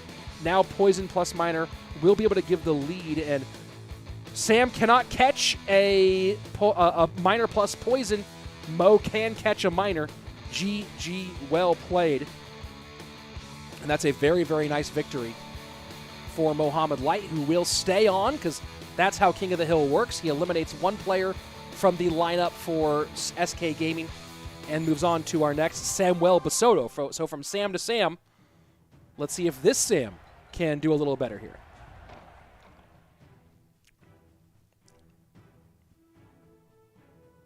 Money Mitch in the Twitch chat saying he made it look easy those last 30 seconds. Yep, absolutely.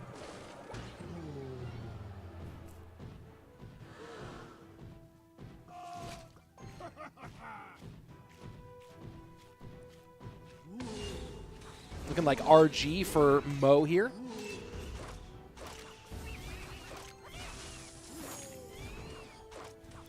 This will be some good damage for Sam early on. Mother Witch will distract the Phoenix. And the Phoenix Egg, interesting, I hadn't even noticed that before. The Phoenix gets turned into a pig, and then the Death Bomb with the egg still knocks the pig back. There is a ton of mechanics in this deck, or in this card, the Phoenix card, that logistically, like, the physics of them are kind of crazy.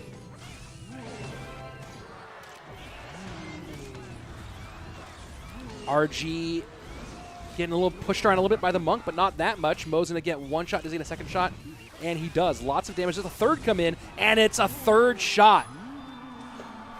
Mo firmly in control as we pass the midway point of regulation time.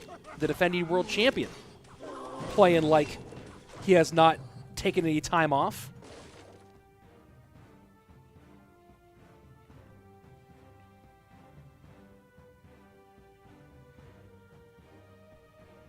And a little reset here from both players as we get ready for double elixir. Single elixir advantage for Sam as he hits 10, just chooses to cycle log and not make any big expenditures, wanting to play a bit more reactive. And here we go with a gang, or a goblin, not a gang, that is just straight up goblins. That 4 versus 5 is going to be a little bit confusing from a casting perspective. Got to get my head around it.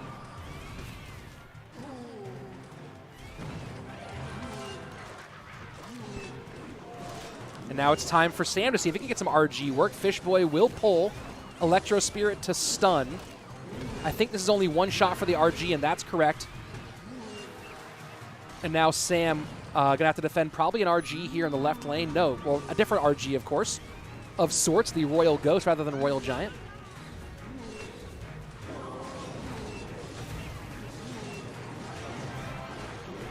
Can Samwell break through on the left lane? Fishboy to pull one more time. Mother Witch plus Fish trying to kill this one down.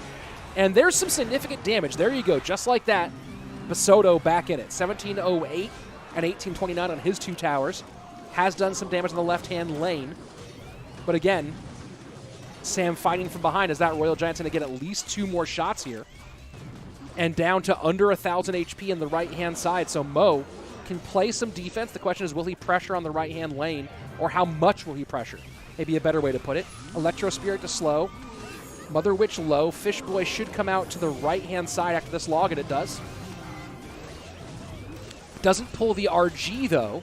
Instead separates the Monk, and that opens up a door, a big door, as Samuel gets that left-hand tower down to 1031 as we go into the final 75 seconds as we hit a minute 15 remaining.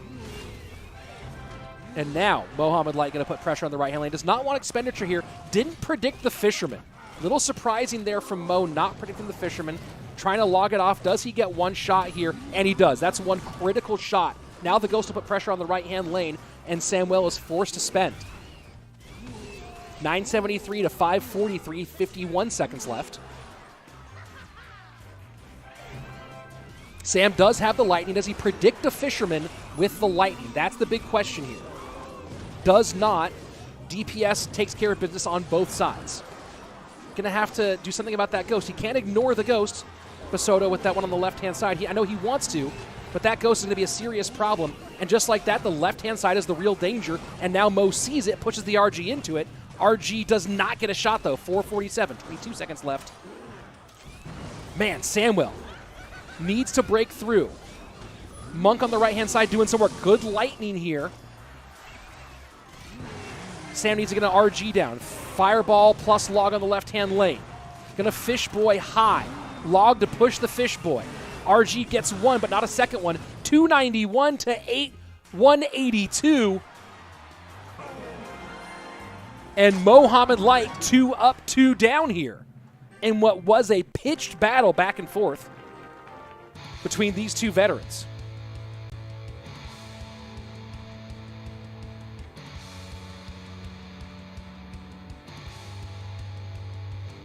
Let's take a look at the final chunk of action in that one, our final 30 seconds, as this one was getting really, really tight. And it's the Royal Ghost. You see the Phoenix had to come out. You know, there's a big question of, is there a point where Samwell should have considered going with Lightnings more than, and you see the Lightning play there on the Mother Witch, plus I think a Phoenix Egg as well. And the RG is just having so much trouble breaking through. And this RG just not able to get one shot, but not enough time for two.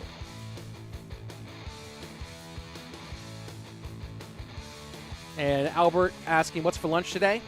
Well, it's going to be some Schlotsky's sandwich.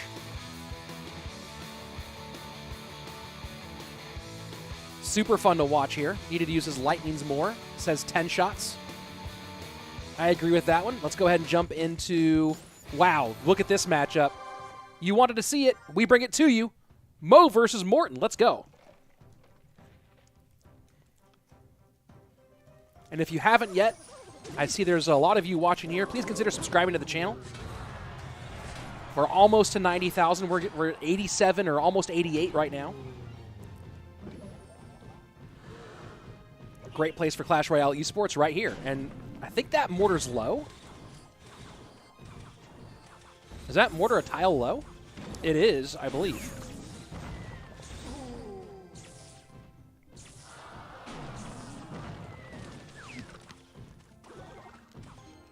So miner for both.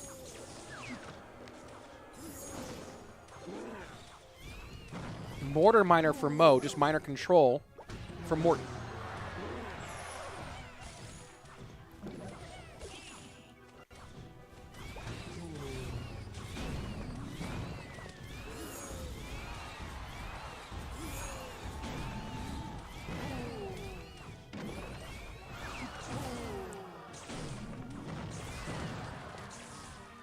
Another high Tesla from Morten to control this matchup. Of course, for those of you who did watch CRL World Finals, this is a repeat of our matchup where Mohamed Light battled back from losing to KK in the first round. Went through the lower bracket, and very nice Ice Spirit plus Goblins play from Morten to prevent that damage. Log to clean that up from Mo, plus little chip extra.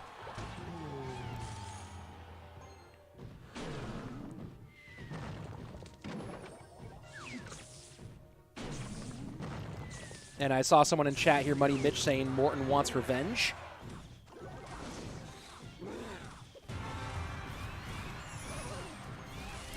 Well, it's hard to get any sort of revenge on, you know, winning World Finals and $250,000, but I did speak with Morten right afterwards, and he said, look, the better guy won. Mohamed Light is the better player. He's the best player in the world. And Morten spent the year as a content creator, not as a full-time competitive player.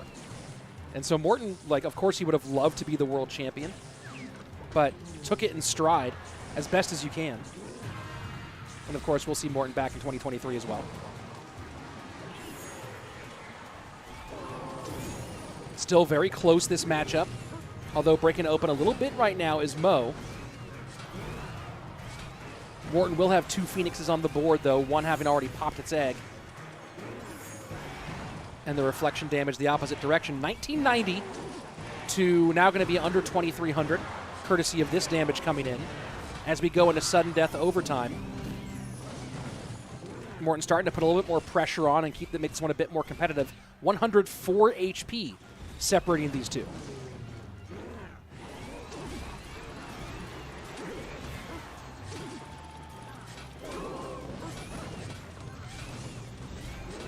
And Miner now will go to the tower for Morten, but it's still Mo getting the better of that exchange. 14-18 to 1978. Mo just getting about a little bit faster, courtesy of skeletons rather than goblins. The big difference in this mirror match. And goblins in this matchup, while they do more damage, they're not doing much. They're not effective for Morten here. Obviously, the mortar versus Tesla as well. But the goblins aren't doing much for Morten. Right, they're instead making it that the logs an even exchange rather than a -1 exchange. 916 to 1580. Morten has to control the mortar high. Going to go ahead and split the goblins to do that. He goes miner poison, and the poison gets the mortar and the tower, plus the reflection damage here. But again, you take a look at the rhythm of the exchanges. Morten's always catching up rather than playing from ahead. And while he might take the lead here for a moment, now it's the counterpunch opportunity for Mo.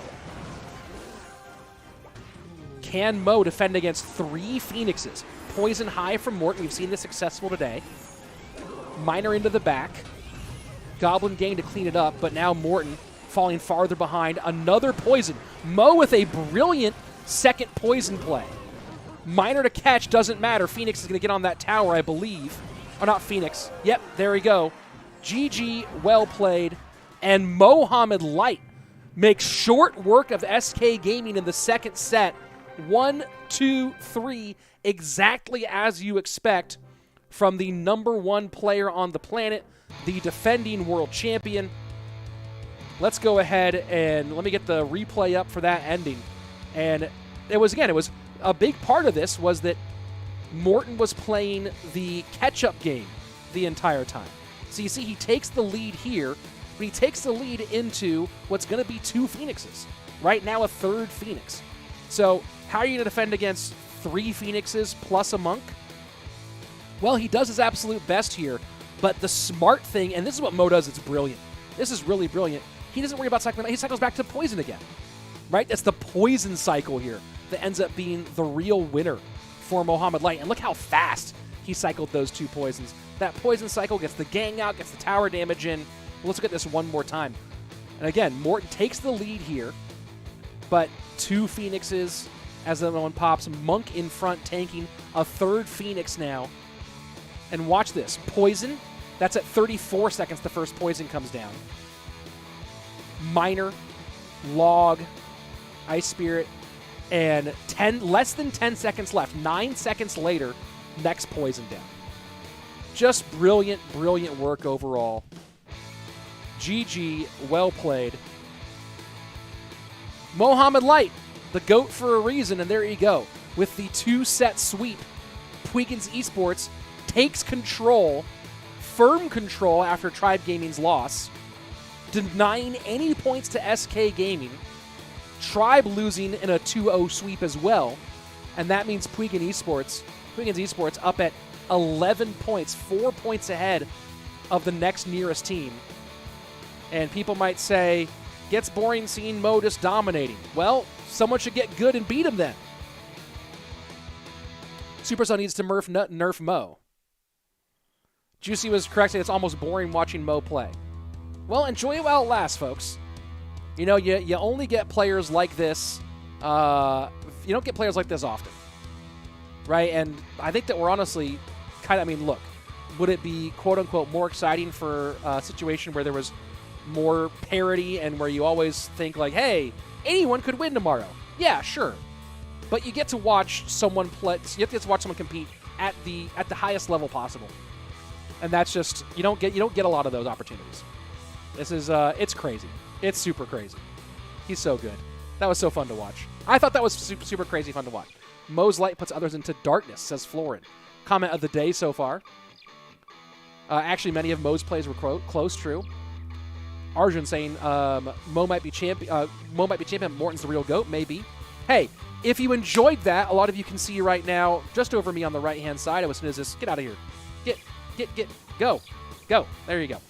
87,853. We're so close to 88,000. I see there's about 1,500 of you watching right now, and we got Gamer Arena coming up next against Team Queso. If you haven't yet, consider subscribing to the channel. It's a free, easy way to support as I'm trying to push up towards 90K and eventually 100K, hopefully, incoming as well. So if you haven't yet, please hit sub. And if you do already sub, go ahead and hit the hit that subscribe, ring the bell so you get notifications and you know when to come back. Reaper Omega, Rich, is a quick reminder that you wanted to ask Jebas about the Mugi versus Morten matchup. Yes. What did I want to ask about it? What did I want to? Let me go back and look at what the deck picks were there. Let me go back and look at the deck picks in that one. Let's see. Let me just refresh Mugi's battles. Coming up next, by the way, folks, Gamer Arena versus Team Queso, and both of these teams in the middle of the pack right now. Gamer Arena going to come out with Aslan, Furkan, and Seeok as their 1, 2, 3. Queso going Beniju, Ruben, Bale as their 1, 2, 3 in this Gamer Arena Team Queso matchup. Here's the standings right now. Gamer Arena and Team Queso both near the bottom. So this is a big one because either Chivas or Team Liquid could catch up to them and make their lives a little bit harder. So this is an important one for both of these guys. Both these teams want to not just win, but certainly they want to avoid getting swept, because that would open up the door big for a team to knock them into the bottom 2 and out of contention. I know we're going to get Jebas back in here at some point. I don't know when he's coming, but I'm sure he's finishing up some stuff with his team at the moment. Let me go ahead and pull up the matchup between Morten and Mugi. Hey, what's up, Rich? Jebas, welcome back. Yeah, how are you? I'm doing very well, and I wanted to ask you. I wanted to ask you beforehand about the matchup between Mugi and Morten. Was Mugi's deck choice? Let me go ahead and refresh this because I'm trying to remember which. The goblins. We put goblins for minor control and graveyard. Yes. And Hmm. Okay, so I you don't know put if- goblins to potentially be a counter for either minor control or for graveyard? Yeah, and you saw that Mugi went really aggressive in single because he knew that in single he can afford graveyard plus poison, so he can defend with goblins. So just off that change, he went really aggressive in single, and after that he just controlled the game. Yeah, it was a really brilliant set overall. Yep. The goblins there, I think the goblins were really beneficial in that matchup.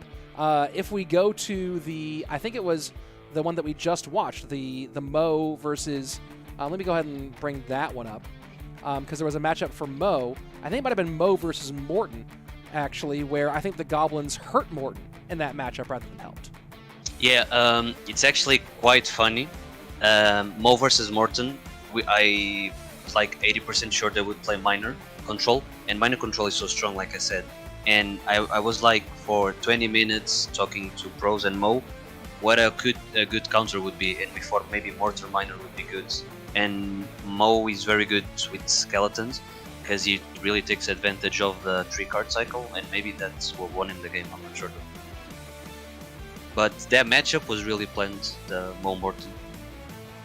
Yeah, the Mo Morten one was phenomenal, and then again this Mugi Morten matchup. Now with deck picking for Mugi, is that you today or is that tight picking decks for Mugi today? No, we all pick together. Me and Tite, we worked with Ta, you know. Yep. I can speak a little of Japanese as well, but he helps wow. me translate to Mugi. So we just told him Morten's best decks, for example, right now are minor and graveyard. We expect them against you because you're very good. So he said maybe goblins can be a good one to have, and I was like, yeah, I think the same. So it all comes down to players' preferences as well, because Mo would usually play skeletons because he likes the faster cycle, you know. Just depends. And here we go into our first game of Gamer Arena versus Team Queso. Aslan leading off for Gamer Arena, and it is Beniju taking the first spot for Team Queso in this matchup. Yesterday, Beniju swept, right? I didn't see that game. Yeah, Benny came out hot yesterday. I feel like when new cards come out, the game changes a little. So players you don't expect, for example, to sweep, they can really surprise you. And Beniju is not afraid of playing crazier decks, you know. I saw him yesterday playing 3M, for example. That really gets people off guard. I think he played 3M, and everyone, I am eating a sandwich now because it's lunchtime. I do believe he played 3M. It was yesterday, actually, in the match, right? It wasn't just on ladder. Mm-hmm. Against Ardentoas. And look at the deck he's playing. Minor bait, Mega Knight bait. Sorry. Very interesting deck. He has a really good pressure. And Genkazlan is playing the normal minor control deck.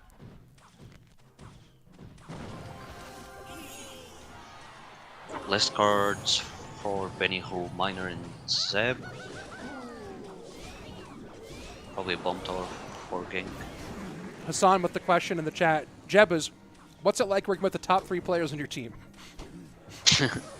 Mo and Lucas are my friends. We talk a lot after practices. We even play other games. So I don't know. It's just another day for us.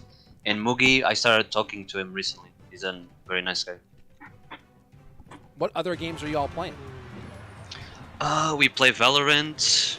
We play Mo doesn't play that much because now he has to study. Me and Lucas play a lot of Val. We also speak Portuguese, so we talk way more. Skeleton Barrel into the left-hand lane, Mortar to pull high. It does feel like No Skeleton minor. Barrel. Yeah, no minor here. Just MK Skelly Barrel. This is like, I know that Skelly Barrel is a win condition technically, but it always feels like half of a win condition. So this is a really interesting construction from Benny. The other day I was playing, and not me, I was helping someone in duels, and we played Mortar with Skeleton Barrel. I feel like if you pair the Skeleton Barrel with a really good offensive pressure, it can be really useful. And here you see like he has Phoenix, he has Mother Witch to spawn some pigs. I don't know. I feel like he has a really good pressure.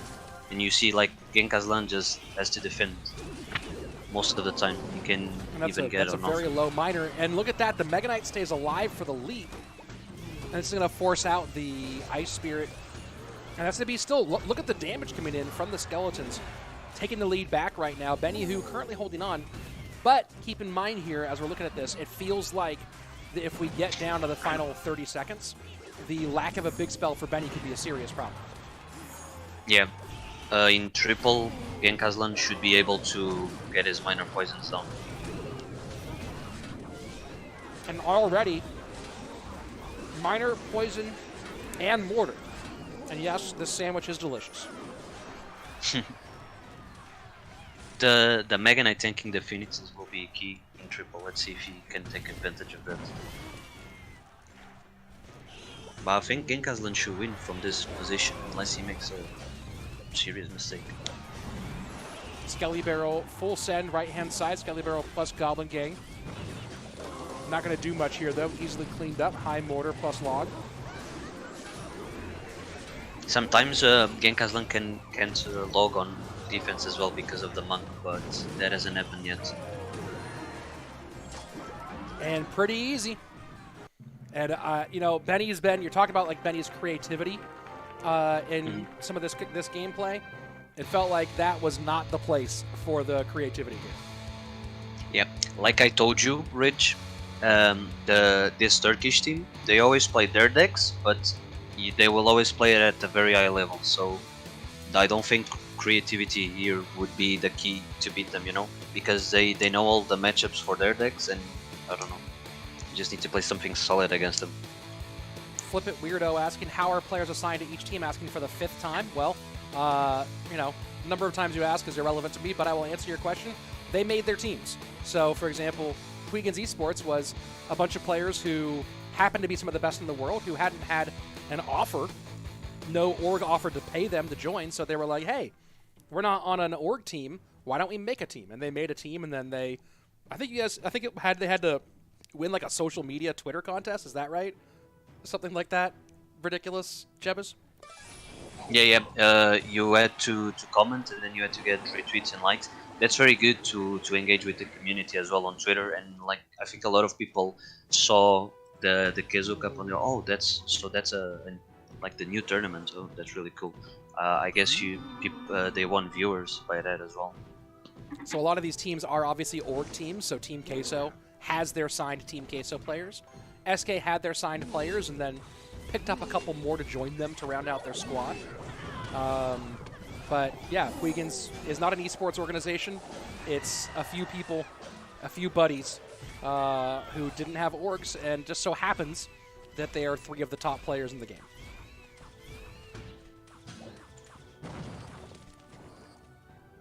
Yeah, and we also built this team because you will never have the opportunity to see Mohamed and Mugi play on the same team again, I think. So we just had to make it happen at least once.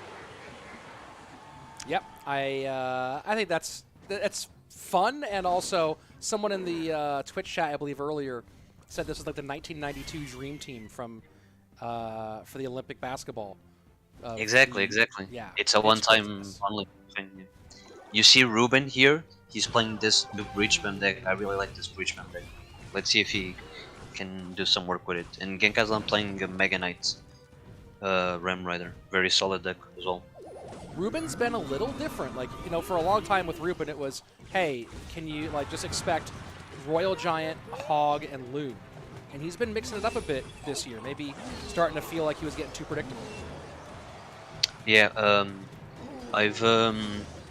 I've coached him in some semi-pro leagues recently, and he's trying to get back in the swing of things. He's been practicing a lot, and yeah, like you said, he's been changing his deck pool. So it will be interesting for next year. But next year, I think he will come back like fully. I see him grinding. It's just one of those funny things too, where I think that in the 2021 format, he would have made World Finals no trouble. The 2022 format, I think, you know, I think that we're going to see some adjustments and hopefully get our final solos format locked in next year. But yeah, certainly was still competitive this year despite not putting as much effort.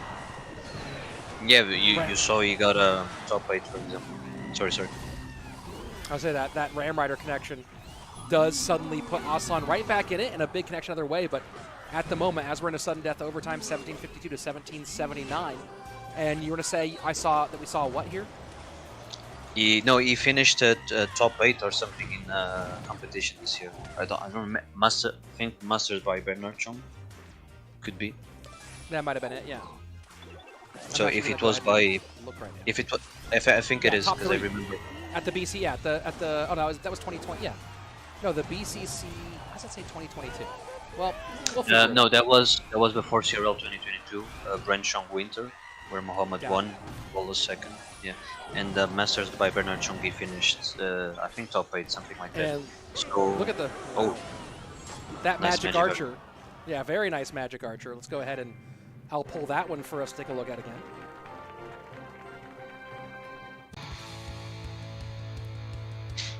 I don't know if you remember, but back in the day, Ruben used to be a bridge spam one trick. So you could really see him, he was very comfortable playing this type of matchup here. So here we go. That Ram Rider connection that was a little bit earlier ended up being a pretty critical Ram Rider connection. So as we'll go through this replay, you're going to see just how important that ended up being. As Aslan going to put a lot of pressure here on the left-hand lane. His Ram Rider will go all the way through and get its connection, plus a little extra, courtesy of that snowball. But again, when we go back to the right-hand side here, Aslan able to defend the Ram Rider, but oh, the Ram Rider actually did touch a little bit. Never mind. The Ram Rider just barely snuck on through. That's what Ram Riders do. Let's go ahead and jump into our next one. Ruben versus Furkan. I feel like Ruben just played that overall really, really solid. You know, it's interesting. A lot of the best players we talk about being like cycle players, but Ruben always plays kind of mid-weight decks. He doesn't play a lot of true cycle decks. He can play a bit of everything. He can play your typical cycle. He can play your typical bridge spam, RG. He can play your typical control. He can play your typical lava. So I guess it just depends on his moods. As you can see, he went from bridge spam to playing control. He's playing Graveyard right now, for example.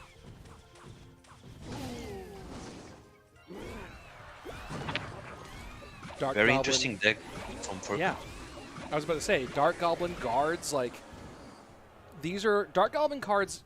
Guards Valk are 3 cards we're not seeing a ton competitively right now. Yeah, people are trying goblins stuff. I think that's why you aren't seeing a lot of guards, but guards are still very good in my opinion. Yeah, Drill. It's that 3 elixir versus 2 as well. Yeah, Furkan he's playing the normal drill deck and he just subbed a card for the Phoenix, maybe Spirit, I think, for Wall Breakers.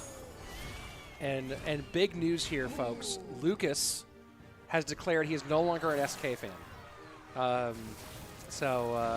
Lucas X Gamer has declared his allegiance has gone over to the team that he is currently on, which I for one am thoroughly shocked for.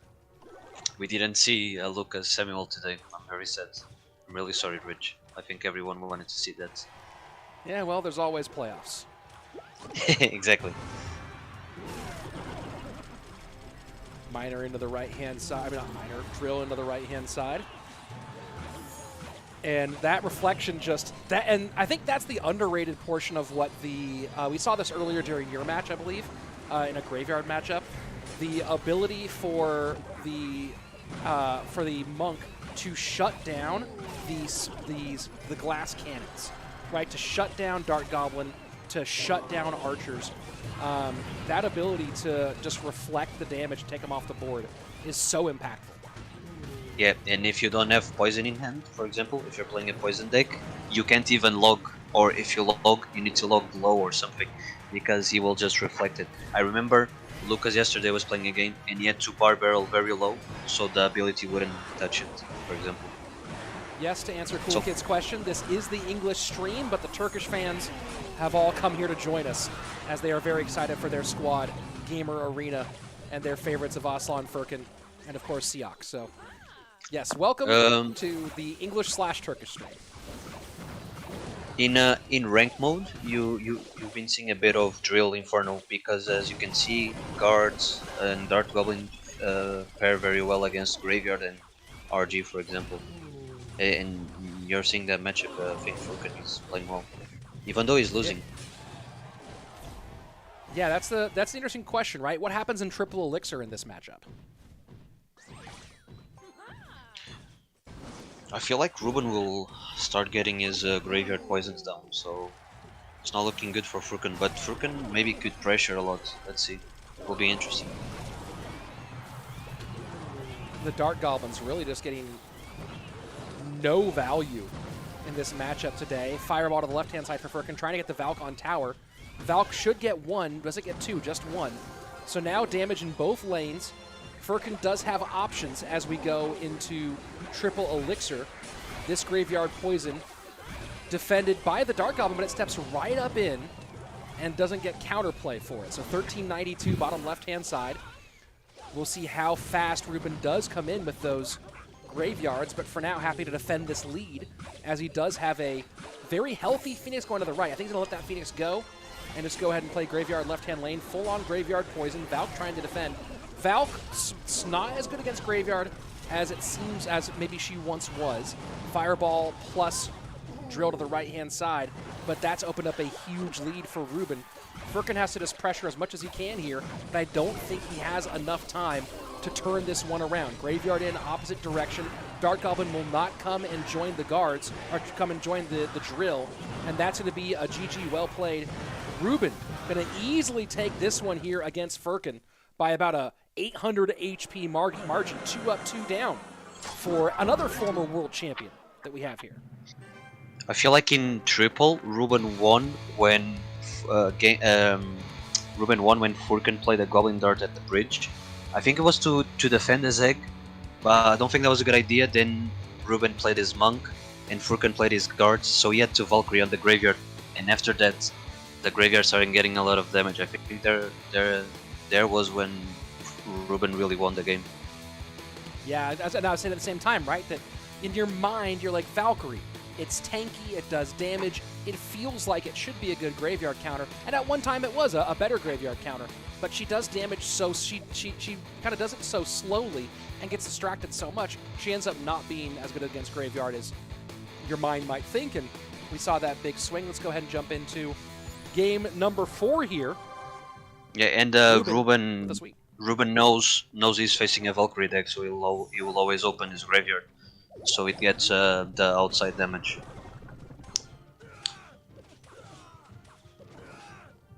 And K King asking what's for dinner today. Well, it's lunchtime, and it's a sandwich from Schlotsky's Deli. There you go. And yeah, for those of you who are in either Twitch or YouTube chat, there's both the Turkish fans have come here to join us for this one. They're totally welcome. This is where they've chosen to watch their team. So, you know, there's going to be some Turkish in the chat, some English in the chat. Enjoy it. Ruben playing Breach Pam again. Wow. And that's a big push, too. And that mortar's not going to pull. Yeah, this is a very solid matchup for Breach Pam. I think that's why we're also seeing Breach Pam being played more, because it pairs it well against Miner Control. And there's no elixir. That's tower down. That's already GG. Yeah. The mortar miss. Wow. Yeah. Ruben really knows how to play in single elixir. He reminds me of Mohamed. He really knows how to pressure, and he can always see the opponent's mistake. And Seeok giving up the game and then choosing to play a little something extra here. That's going to be a GG, though. And Ruben, clean sweep here. And that's a very, very nice performance for him overall. Of course, that's only set number 1, so we'll see if this Game Arena squad can recover. But, man, that just absolutely blew him out of the water. Let's go ahead and take a look at how that one went down. And Miner to the right-hand side.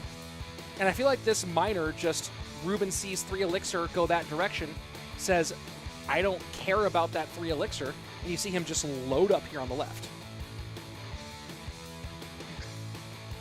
that mortar placement is just so low, and then add insult to injury, Ruben bar barrels right onto that Phoenix egg, and that's just ugh. You can see from this weekend some players who lose like almost in single elixir because of the Phoenix. It's just a very tough card to defend once you make a mistake. Well, yeah, I mean, you see this again. That's the big question. The minor opposite lane when the Phoenix. I think the Phoenix and Monk were already on the board when he sent it, and Ruben just knows that's not going to do that much, ignores it. The mortar low here. I mean, that's just again. It feels like that. Yeah, big misclick. And you can't afford to make that kind of mistake. And the Phoenix going to go ahead and chunk that tower damage down. And Seeok knows at this point he's playing mortar minor. He's going to be up against some sort of big spell. No real chance to come back. And that's just a rough one. But again, that's the thing about the Phoenix. You talk about the Phoenix being so hard. Because the Phoenix gets so much value for 4 elixir, the ability to just, and you know, there's a lot of decks right now where when someone spends 3 or 4 in the opposite lane, you know, you can either choose not to defend a minor like that one, or spend 1 elixir defending a hog or something like that, and load up this opposite lane, which is what Ruben chooses to do. And oof, that's birds ate the tower. I feel like, but I'm not sure. But I feel like even if he didn't miss the mortar, he would have taken a lot of damage, or he would have lost his tower, because he was down, and the Phoenixes on the field were just gonna take a lot of damage.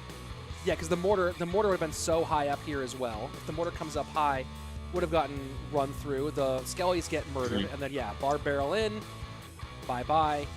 In fact, maybe the Lumberjack would have taken care of it earlier too. The Ram Rider would have destroyed it anyways. Yeah, I think. Yeah. And I'm not a huge fan of this deck with mortar. For example, in our game we only played it with mortar because it was a player that one tricks mortar, Mohamed, and we knew it would either be minor or graveyards. And if people play something else, mortar isn't really useful. You saw, I think Lucas faced this mortar deck. He was playing RG. I don't know, mortar just not in a really good spot right now. You either have good cards to help on defense, or you're just gonna struggle to defend. And Ruben was playing a breach spam deck. This is our third match of the day, Game Arena versus Team Queso. Queso now up 1, and our final match of the day will be Team Liquid versus Chivas Esports. That will be the 4th and final match on the day, and of course, then that'll be it for this weekend, and we'll go into our final weekend. Next weekend, it's Friday, Saturday, Sunday. Still looking to find the home for the English broadcast. Of course, next weekend will definitely be streamed in Spanish for sure, but we're still finding where it'll be on English, because I am going to fly into LA next weekend to do the Snapdragon Pro Series. So I am unavailable for Queso next weekend, but I'll be casting Snapdragon Pro Series. I think it's the NA final, the first NA final. So you guys might get a chance to watch that as well. Daniel coming out and saying Team Phoenix for the win.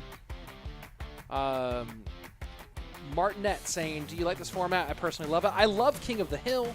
I think that King of the Hill needs, as we've talked about it before, needs card restrictions. Bans would be helpful. I'm a big fan of various dual modes. What do you think would be boring about the dual mode in that format? Because you said you were to be boring there, Jevis. No, I feel like it would be all sets duels. I don't. Maybe it wouldn't be as enjoyable, because here we see, let's say, people playing their normal decks, and in duels you need to adapt the decks since you can repeat cards. So it's also good to see a bit of both, a bit of versatility. And then it's also cool, for example, to see Furkan playing his RG once, Sure. So I feel like with bans, you would see, let's say, someone playing their best decks, but you also see some restriction that you would see more decks instead of the same 3, 4. Just not all set duels. I feel that. Yeah. The part of the reason why I'm asking is I'm considering some opportunities, some possibilities for some team formats for next year, and trying to decide how King of the Hill might function there. So We'll see what happens. Okay, we're almost ready for our next set. Urban is coming out with Aslan, Furkan, Seeok, of course, and it's going to be Bale, Benny, Ruben in that order for our next set. So, and hey, by the way, guys, 87,928. So we are less than 100 away from 88,000. If you haven't subbed yet, please go ahead and subscribe to the channel. Would really appreciate that. Cool Kid saying, I want 2v2 instead of Koth. It's so exciting seeing pros play a fun mode, making it serious.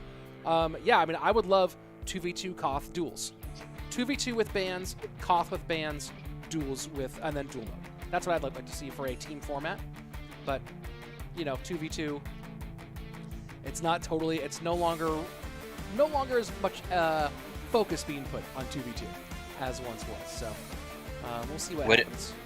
What do you think about a format where you would see 3v3 best of 1 duel and a normal COD, maybe with 1 or 2 bans, and a normal duel set?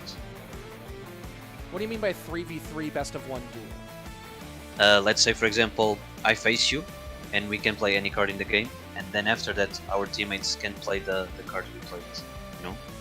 So the team would play a duel. Yeah, I think that's a good idea. Oh, I see what you're talking about. Okay, got it. So it's like it's guaranteed. So each team, yeah. Each team would have to play 24 cards. It's like a normal duel, but just 3 players playing one each deck. Yeah, I can see that. That's interesting. That'd be fun. I mean, again, you kind of get what I was talking about with Koth, where like you need to have some versatility for the later player for sure. And on this format that I said, you see a team playing duels, the 3v3 best of 1. You see CODs where you see people playing their best decks, and you see duels which is the CRL format. You see a bit of all worlds. I kind of like that. Well, that might, who knows? We'll see if we get that in 2022. But for now, we have, or 2023, I mean, for now we have Gamer Arena versus Queso. Queso winning set number 1. Will they continue, or will Gamer Arena maybe come behind win? They've done it before. Very interesting matchup here. Bale RG 1-trick, Genk Aslan RG 1-trick, both playing RG. Gonna be a very, very fun match. It might even be the same card. Mother Witch from Genk, Ghost, probably Fireball or Lightning. People are using Lightning now. I feel like it's because of the minor control. It helps them beating that matchup. You see the Phoenix here from Bale doing a lot of damage. Let's see if he can kill the counter push. I think he did. Good fireball value though there for Aslan, and now gets a nice counter push himself. I lied. He didn't kill, but he has a fireball, so okay, he's fine. Very nice exchange for Bale. RG mirror matches are always so weird in the beginning. You can really take damage from one mistake.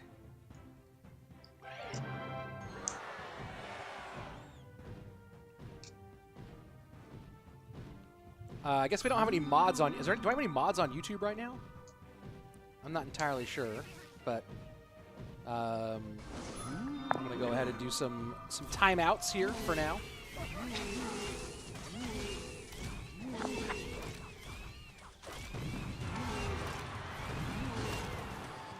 And RG does get some good shots in for Aslan.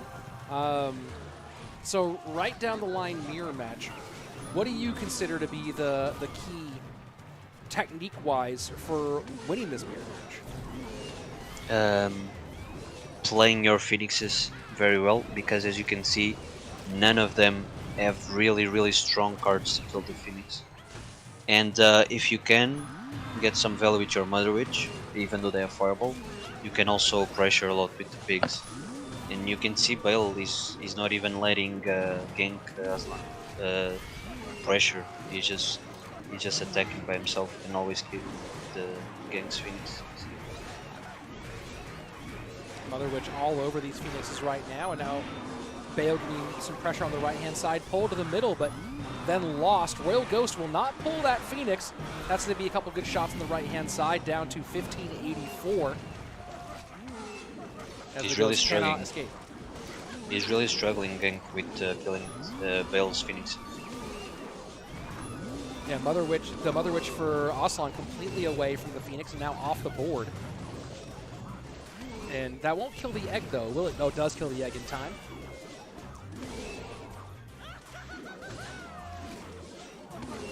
And it's interesting because Bale's just getting like opposite lane pressure with the Phoenix, whereas Aslan's having to defend with his Phoenix. And this might be it right here. Yeah, really big mistake by Gang with that fisherman that Bale was able to pull with his own fisherman. I don't know. I feel like Bale had a really good cycle since the beginning, and he always took advantage of that, and he never made like a really crucial mistake. So he just had to repeat what he was doing, and you saw Gang was really struggling to kill his Phoenixes, and after that he's just playing 1 or 2 RGs and you can get a lot of damage. So here we go, 8-17 on the left-hand lane, and you'll see a little bit of Phoenix pressure continue on the right-hand side. And I think it's going to be this Fisherman coming up that you said was the big problem. And yeah, look at that. He plays the Fisherman right into the Fisherman, no defense whatsoever. This was already a problem for Aslan, but as he plays that Fisherman right there in the middle, I mean, he just played it directly into the opposing Fisher. He didn't block for it or anything. And let's go ahead and take a look at this one more time. As you're going to see the push begin to build on the left-hand lane, protecting the Mother Witch for the moment. RG doesn't get down here, but now we get Mother Witch putting some pressure down. The Fisherman right there in the middle. And this is just, it's almost inexplicable, this Fisherman, right? That's just a guaranteed Fisherman about to get pushed. Almost feels like it was kind of a panic play here. Let's go ahead and jump into our next one. Bale with 1 win. Here he goes against Furkan. I feel like he misclicked it. He thought he wouldn't pull, you know? Maybe. And maybe he thought it was low enough. That's possible. Exactly. Bale playing Graveyard, maybe. Furkan also maybe playing Graveyard or RG. Yeah, RG. There you go. There's the RG. RG Lightning. Oh, Breach Bam. Okay. Spanish players really love to play Breach Bam, for what I have been seeing. I think it's because they're playing it so much in practice and just matching up a bunch, they're getting used to it. Breach Bam is also a very fun deck and very good for you to practice your mechanics. What about it? You just learn how to pressure, for example, and so you never have a building, so you need to know how to defend. Wow, Furkan activating King Tower, really good start, being the RG player. Furkan shouldn't lose this, I think. It does feel like RG is so insanely powerful, like RG Fisherman, so insanely powerful in the hands of an experienced player. But it also, it feels like the older versions of RG were kind of like very simple to play, right? RG Furnace 2019 was a very easy deck to play. But it feels like RG Fisherman, there's an initial learning curve that, it's not say that it's like, it's an insurmountable learning curve, but it's definitely one where you can't just pick it up and play it. You have to know the interactions to play it well. The Phoenix will reborn. Wow, very good pressure. I feel like how can I explain? Because it's hard. I think RG is easy to pick up, RG Fisherman, but it's hard to master it because there's some matchups where you really need to learn how to pressure. That's why I don't know, players like Furkan and Lucas play this deck very differently from other players, I don't know. Yeah, well, it's one of those ones where, like, for example, I think that there's a lot less specific knowledge you have to play Splash Yard, for example, right? There's not as many individual mechanics that you have to learn, so not as many individual mechanics and techniques you have to learn or interactions you have to learn. And then on top of that, the matchup complexity isn't that hard when you're playing Splash Yard, right? You figure out what are the ones where you pressure early, what are the ones where you defend, and play in triple elixir. Whereas, as you were talking about, I think RG, you have a lot more specific mechanics and placements that you have to learn, and then the matchups are, at a higher level, the matchups are harder to learn. That's at least from my very anecdotal experience. In RG, you need to sometimes you need to freestyle during the game because your hand or cycle might not be the best, so you need to always try different defenses or offenses. Well, right now, Bale just slamming into the left-hand side of Furkan, who's so far been able to make this RG do anything for him. Lumberjack, of course, absolutely shreds, absolutely melts the Royal Giant. You add that in with the Ram Rider able to shut it down. The defense from the Monk, and so far, Royal Giant has been an afterthought as we go into the final minute. Triple Elixir on its way, and pretty significant push in the left-hand lane. RG goes to the right-hand side, and there goes the Monk, just a little bit of extra knockback. Furkan needs to push over with 2 Phoenixes, or he just needs to block a Fireball, but I don't know. That's not as easy to do as me saying it. Yeah, blocking the Fireball. And here we go, raged up Ram Rider.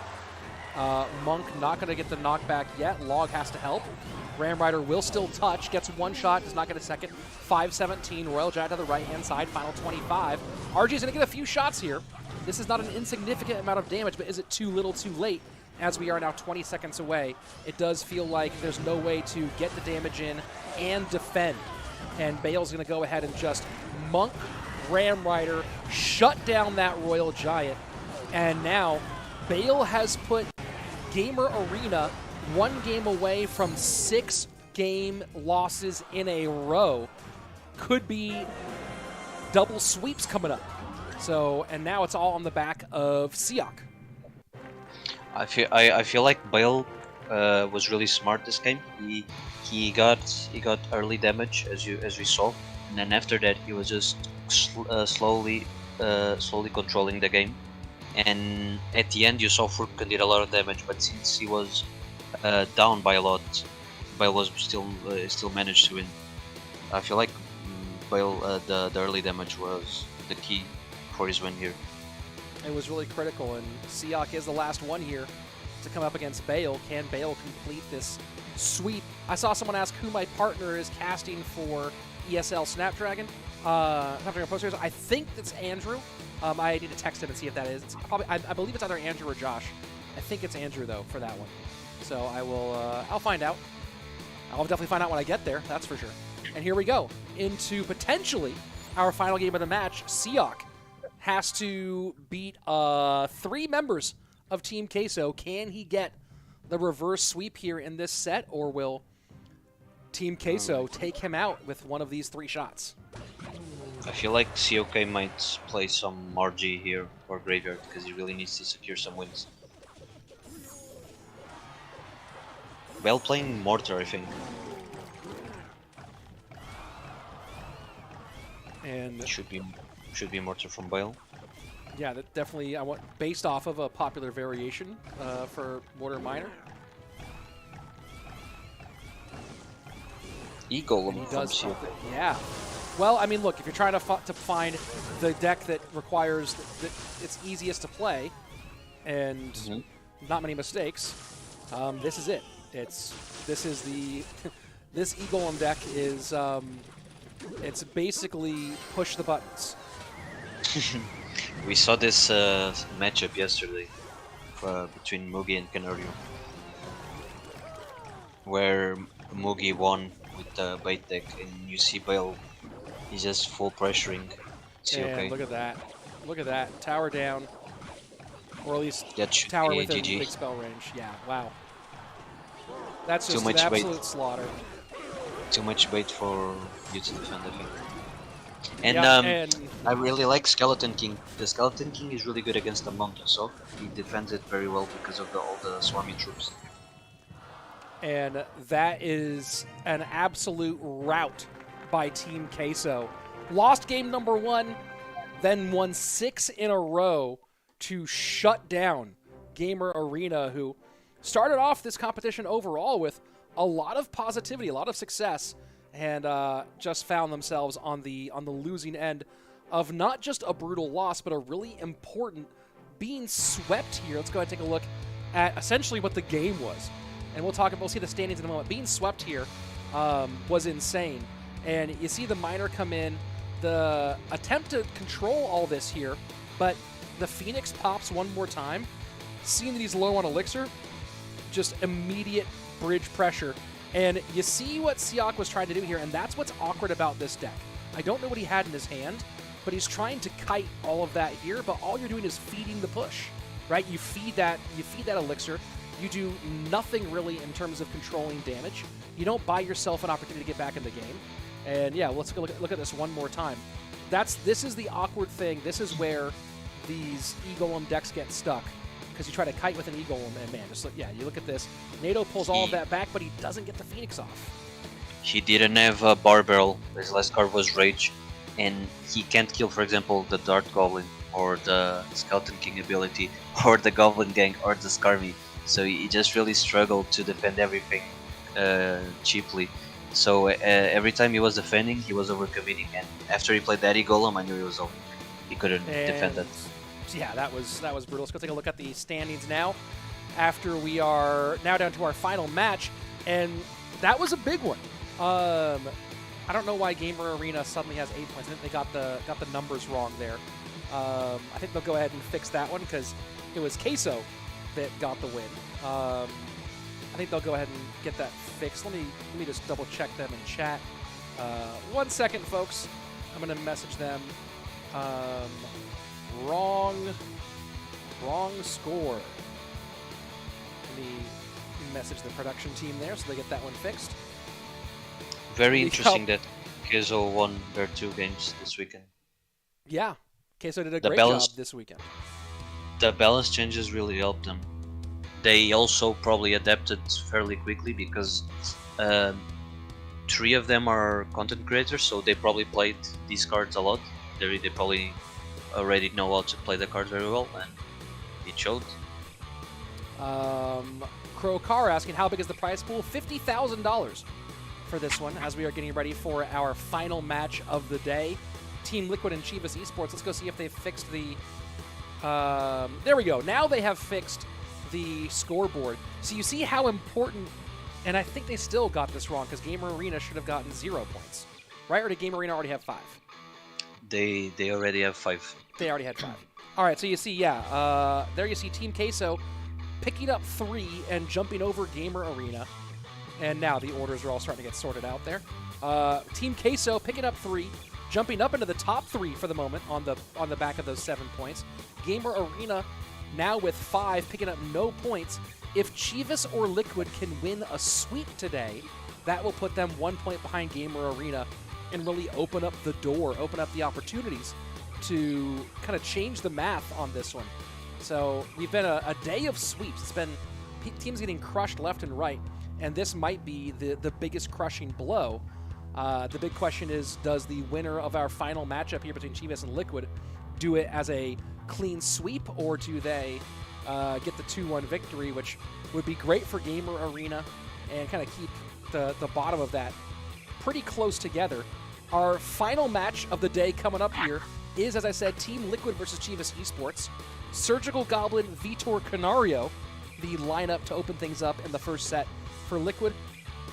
Chivas going Ardentoas, Pompeyo, and Betfas. So that will be the lineups for this first set of King of the Hill. And again, you can see the counter right up here, 87,953. So 54, hey, look at that. We are a little under 50 people away from hitting 88,000 subs today. So if you are watching right now and you'd love to give a sub, that would be great. Hitting 88,000 today would be super cool, be very exciting. Otherwise, I hope you've been enjoying the day. Either way, it's been a really fun day of Clash Royale. I guess we're getting a little bit of a request to wait here from these two teams. So as soon as we get going, we'll get the gameplay up. We do have some League Ops operating things. Let's take a look at the chat here for a moment. Everyone, if you have a question, I can answer it in the chat here while we're waiting for our next game. I'll put this question to you as we're waiting for some chat questions. What would you do to change the the Phoenix? So I would either make it one more elixir. I feel like it's hard to balance it with just one change. I feel like they need to slowly get it.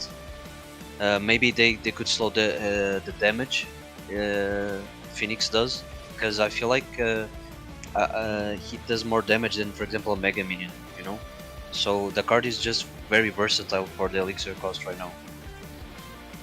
They would either need to... Sorry. They would either need to reduce the damage the card does, or maybe the HP, maybe. Yeah, I think one of those two. The speed, the attack speed, I think, is the real big issue with the card. Yeah, because one of the biggest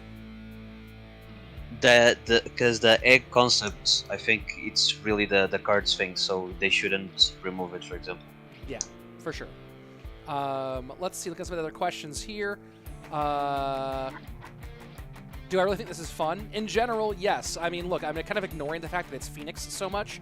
If you pretend that it's just the decks are made of 6 or 7 cards, then actually the action's kind of fun. Just like don't think about the Phoenix and think about everything else. But yes, I'm hoping that we get either bans added to this tournament, hint Queso, or that the Phoenix gets nerfed fairly soon, because I would like to see cards that are not the Phoenix get played in here. Who's the best log bait player in your opinion? Who do you think is the best log bait player right now? I think that's a dumb question. It should be Riley. yeah, Riley. I wanted to set it up there. Yeah. I said it as a joke, but I don't think there's anyone on his level right now. Even Mo is, for example, 1 or 2 tiers behind him. That's high praise for Riley. Yeah, it's Logbait. It's also a deck not a lot of people one trick on ladder, since a lot of people play cycle decks with, for example, Log in it. They prefer to play, let's say, Mortar, Royal Hogs, or you know. So Logbait gets a bit overshadowed by those. Sure. Who's the best Logbait player of all time? That's very hard, because you need to look at the achievements, etc. I'm not sure. Maybe that's a question Riley should answer, because he would give a good answer about it. Maybe I don't know, because some people say Kid, for example, and I don't know. Some people would probably say Adam. Do you remember Adam?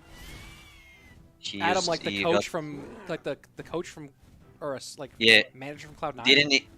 Didn't he get a lot of top 1s with Logbait? I don't remember. I think he did. I didn't follow like competitive and ladder very much in 2017, so. I think he got a lot of top 1s with the deck, for example. So as you can see, it depends on the person you ask. I'm not sure though. I don't have an opinion on that. All right, here we go. Arden versus SurgicalGoblin, and both these teams again at the bottom of the ladder, at the bottom of our rankings at the moment. So we'll see if one of them can pull it out and change their fate. Chivas is struggling a bit. They had been struggling in the last matches, and I feel like it's Ardentoas can really switch that, because he's not having the best Queso Cup right now. So if he changes that, I think they can do very well.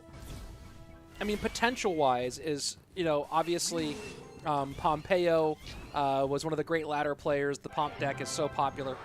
We asked yesterday who's tried the Pompeyo deck before, and pretty much everyone says, yeah, I've tried it, but I can't play it. Yeah, Pompeyo can. But yet I feel like, is Arden the highest potential, like in terms of players on Chivas? No, I think Betfas is also playing very well right now. I think we've been seeing him playing solid this event. Well, interesting answer. Is Betfas because Betfas has played some competitive. He's had a couple of okay performances, nothing amazing on Betfas' side for competitive performances. Is it a deck pool thing with Betfas? Is he starting to improve that? Yeah, I think he's improving his deck pool, and also some people don't really know it, but having a good coach really changes your results, and he's been struggling also to find one. I think if he found a really good coach, maybe he would get better placements. That's for example, Ardentoas always had a good coach, for example, so his results were always very good. In 2022, Betfas did put some some pretty good performances overall in CRL competition, making it to the top, let's see, what was it? Top 16 in the BCC Golden Edition. Masters Challenge, getting to the top 20, but still looking for that real signature. Does have a #1 ladder finish from 2021, but competitively still looking for that big signature moment. But right now it's Arden versus SurgicalGoblin, and Surge now with the Royal Giant push. Fisherman too close to the RG from Arden, and that's got to be it right there. They're both playing this very well. Other than the Fisherman being too close there. Yeah. I think Surge might lose here because he either cycles two fireballs. Can SurgicalGoblin get his fireball back in time? He should be pretty darn close here. And yep, there you go. GG, well played. SurgicalGoblin does end up getting the win on that one. Fun fact: this is a Surge's first win in Queso, so he should be feeling very happy about it. And he also beat Ardentoas with RG. That's like his second best deck. So I don't know if Surge would call that fact as fun as as you did, but yes, first win here for SurgicalGoblin, who had a really good run, by the way. People kind of forget this, but made top 16 in the qualifier in that final qualifier for CRL this year. So he was actually 1 win away from being a competitor at CRL Worlds, which would have just been tremendous for everyone to see the all-time most popular player in the game making it to CRL Worlds. 1 win away. You got to watch Surge a lot, got to coach against him a little bit, I believe, this last year. What do you think about Surge's form overall? What do you think about his chances coming into 2023? Me and Surge talk a lot because he's also Peter's friend, and I feel like at this point right now for him it's just a deck pool problem. Not a big one, He just needs to expand his deck pool. He needs to practice. He is doing that because once you get back in competitive, you lose a lot of your old deck pool. So he's just trying to find that, and I think we will see a really strong SurgicalGoblin next year because he's really like motivated, etc. to get better and get Worlds next year. It'll be exciting. It would be really cool to see him get back into the mix. Who's the co-commentator? Well, that is the coach of defending world champion Mohamed Light, Jebus, who's been coaching at a very high level for a long time, and of course, helping somebody win a world championship at $250,000 ain't too bad for your coaching resume. Our next matchup for SurgicalGoblin, Pompeyo, and talking about deck pool stuff, it does feel like deck pool is the #1 thing that kept Pompeyo from going from one of the great early ladder players of all time into a true competitive player. Yeah, I also know him well, and I don't think he practices a lot, but he's practicing right now. After he went to Finland, and he was like, "Oh, I really want to get back to competitive," so he's been practicing. Let's see if we could see a return of Pompeyo. And some people talking about Ian would beat everybody here, or Ian's maybe the best hog player on the planet right now, and certainly that's another guy too who we saw him get his competitive opportunities this year, but I think that you talked about coaching making a big difference. I think that with the right dedication, I think that Ian could have a good shot at breaking into the upper echelons next year, but there is definitely some deck pool expansion, maybe some coaching that would benefit him as well. Surge went really aggressive because Pompeyo played his Mother Witch, but he didn't get damage. That's boy. Wow. That's GG's. That was brutal. a bad graveyard. The idea of the graveyard was good, but he forgot about the problem game. So that was an easy pickup for Pompeyo. Pompeyo pressured really well after that. And wow. Rich, touching on the Ian case, he has really good coaches. Winwu and Alan. Oh, Winwu, yeah. Yeah, I feel like because we talk a lot. I feel like Ian gets maybe a little nervous on the top 16s, top 8s, and yeah, I think of course the deck pull. If you can fix those, we could definitely see a lot of good results from him, as we saw in last year, right? He did very well. How much do you think that content creation is a distraction for players who are playing at this top level, or is it possible to really balance? I mean, we, of course, Morten having 2 YouTube channels and still getting #2 in the world, right? So, like, Morten streams all the time, has 2 YouTube channels. Is that just because Morten's that special, or is it really possible to be content creating at the cadence and level that guys like Ian and Riley are doing while still being competitive as a pro player? It's obviously possible, but you need really good discipline. For example, I remember asking Morten to practice, and sometimes he would say, "I'm sorry, I can't because I need to stream." And sometimes at, let's say, 2 a.m. he would ask me to practice. So it all comes down to when you have time to practice and when you need to produce content. If you really have the will to compete and create content, I feel you can balance both. But certainly hard to do, and yeah. even harder is coming back playing Graveyard when you've already lost a tower early on.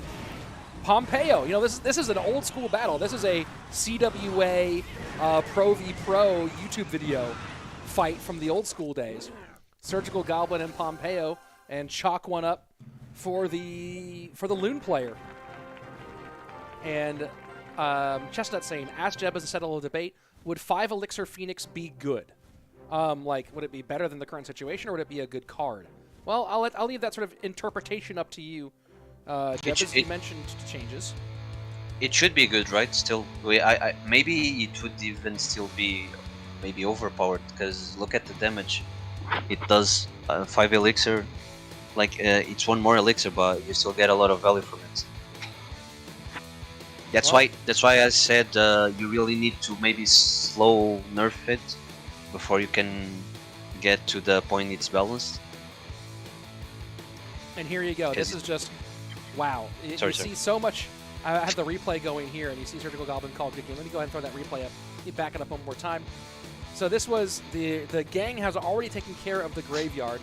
Ice Wiz gets played in the corner, and that Bard Barrel to pull it all back. Well, look at that. You see the Phoenix going to the Tombstone, and when the Phoenix Egg kills the skeletons, and Surge just not ready for it, NATO does not turn the giant skeleton towards the Ice Wiz. GG, well played, and that's how it all went down. Let's go ahead and jump into our next one, Vitor versus Pompeyo.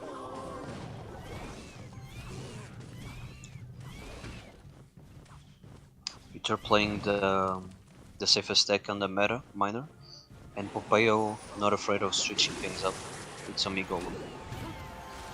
Veteran asking, it's pretty interesting that Mo, Mugi, and Lucas didn't get a contract. Did they actually not get a contract, or they declined it to form a team with friends? I don't know if teams were offering like real big contracts for this, right? So I think a lot of the teams that, a lot of the players who were already contracted with teams, they went and they stuck with it and then maybe recruited somebody else. Neither Mo.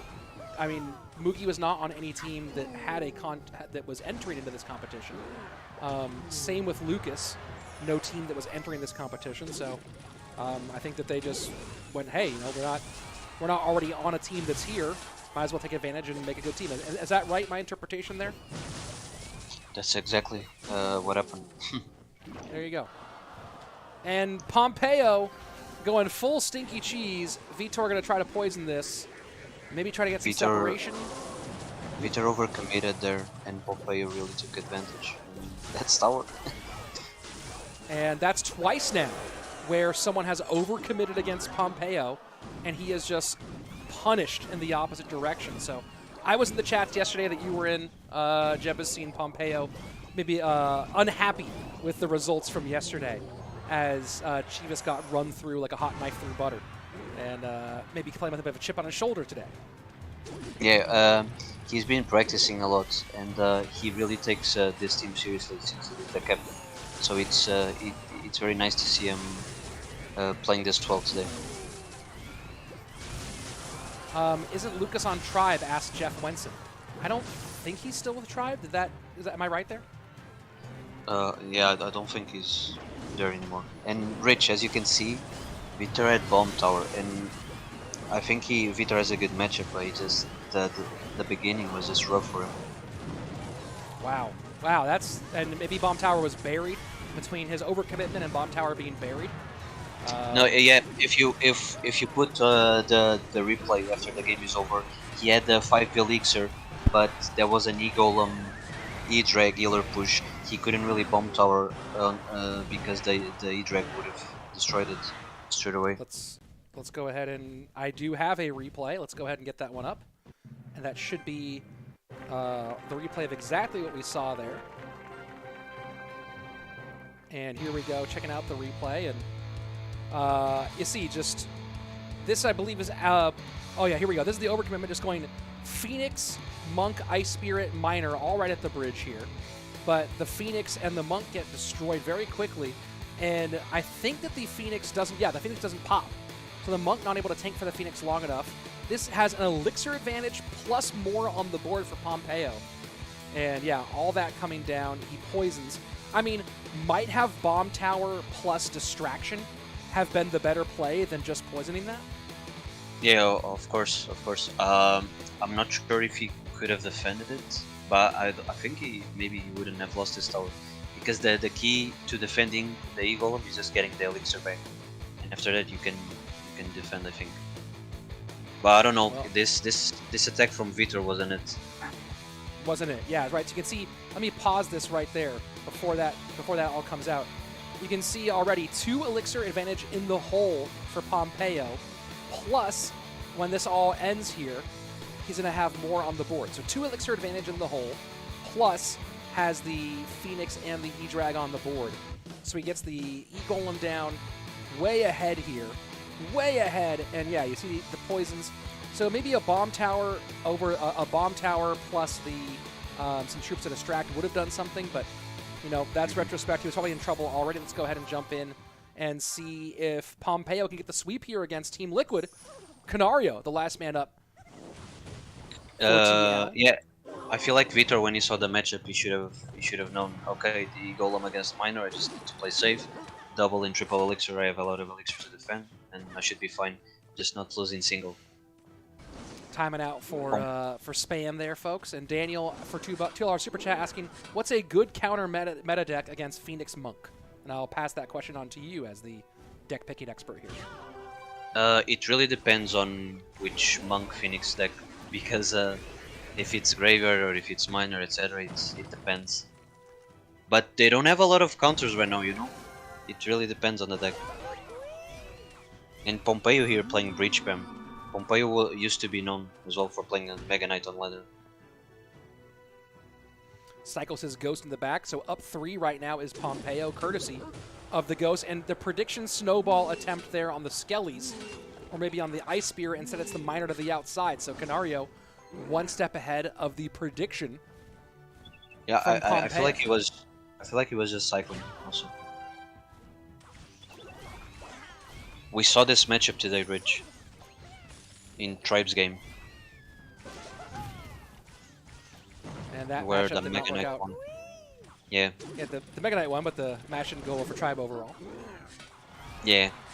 Pompeyo should have Poison, which doesn't do much here. And Soudy had Lightning. Lightning will help them on that match. Let's see if the Mega Knight Phoenix push can do well for Pompeyo. Wow, King Tower activation for Pompeyo gets in nicely, but for Canario. Canario. Yeah. Let's see if he can defend it. We did. So that was good. It took damage, but having the King Tower activated is so good in this match. So slight lead right now for the Chivas Esports representative. Canario had a nice sweep the other day. You know, at one time, I've heard mixed opinions on Canario. Do you think Canario was overrated when he was at his best, or was he truly a force to be reckoned with? Yeah, I think he was very good, right? I remember watching him, and he was very, very, very good. And he's getting back to competitive, and you see he's having a good tournament this season. Definitely performing well here so far. one time dubbed the Giant Slayer, became the Giant. And of course, there was that great run in 2019 where SurgicalGoblin and Canario, as a 1-2 duo, turned around Team Liquid's fates by collectively between 2v2 and King of the Hill, winning 5 matches in a row, just the two of them. So, on my book, Canario not overrated, although I've maybe heard some players, maybe a smidge of jealousy from some players who've said that in the past. Maybe they didn't watch them, as we did, Rich. Maybe not, maybe not. Phoenix pops and forces the miner out. I mean, Canario's defending the best he can, but this is what Birds fans starting to put a lot of pressure on. You see the King Tower activation really helped him there. It's gonna save him if he defends it. Defensive miner, yep. He defended. The King Tower really helped him. Yeah, what a great defense all the way around, and now should be back to 1 card away from miner again, I think. And Fireball will split the Phoenixes up, but they're going to get a lot of damage on. Miner should get in. Does defend the egg. Wow. Got there just in time to defend the egg, down to 1188. So as we want a triple elixir, Canario has opened up a very big lead here against Pompeyo. Yeah, that should be game, unless Canario makes a big mistake. He's in triple, he can cycle multiple bomb towers, multiple poisons, multiple phoenixes, so he should be fine. I would have put up MiniMinter's previous comment, but he unfortunately phrased it a way I can't put. But I can't put this one, responding to Canario, saying Prime Canario was a machine, and he's a feared force, and I agree with that. And right now, Canario playing like that machine. Really some lockdown play here with 15 seconds left. That's going to be a GG. Yeah, Pompeyo had Fireball on his deck, which is really unfortunate for him, because the Fireball doesn't get any value on the match. And I think the key play here was the King Tower activation. It's very good for the miner player. And after that, he just had to control the game, like a good miner control player does. Let's see if I pull. I think I might have pulled a replay from this. Can't remember. No, I did not. Okay. Good to know. All right, so now we're getting ready for our... That should be... Let me just double check this real quick. Yeah, get ready for game number 5 here. So, final game of the set, Canario versus Betfas. And you were saying, I mean, you think that Betfas is on the right path, moving towards some competitive relevance here with his work. Who's been working with Betfas to help him get in that direction? I'm not really sure, because now with solo it's very hard to keep track of everyone who helps who. So I'm not really sure. I think he had several coaches throughout the year, so that's why sometimes he doesn't have the success he could have. Well, came in second place in the first split of our North American season for the Snapdragon Pro Series. I believe that was behind either. I think that was behind Ardentoas earlier this year. He lost Ardentoas. The last game it was even Hoggy Q against Expo, where he played Expo. All right, let's go ahead and jump into game number 5 here. Canario being right now the best player in Liquid, that's why he's also anchoring, I think. Let's see. Betfas playing RG or Mega Knights.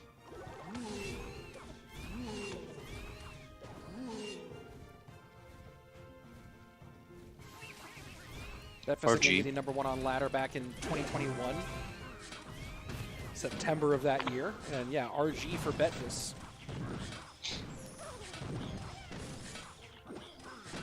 I'm not sure what Betfas... Go ahead. Depending on the spell, the matchup will vary. If it's Fireball from Betfas, it should be very solid for Canario. If it's Lightning, could be a little troublesome for Miner, but Miner can still win, I think. It's all about the Phoenix cycle.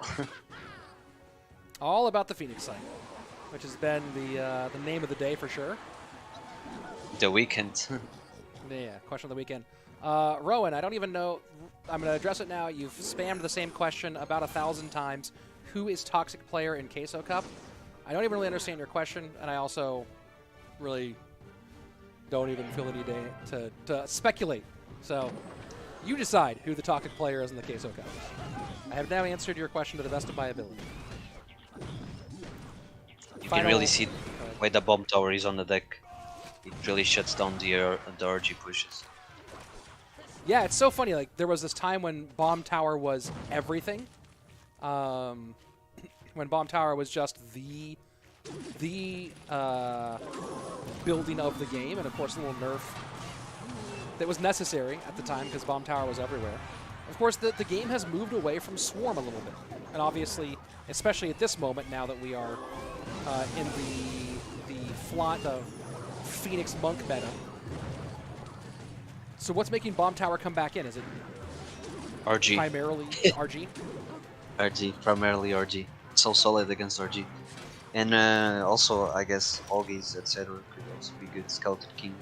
But mainly RG. So when, for example, I give a deck with Bomb Tower, it's mainly aiming for the RG.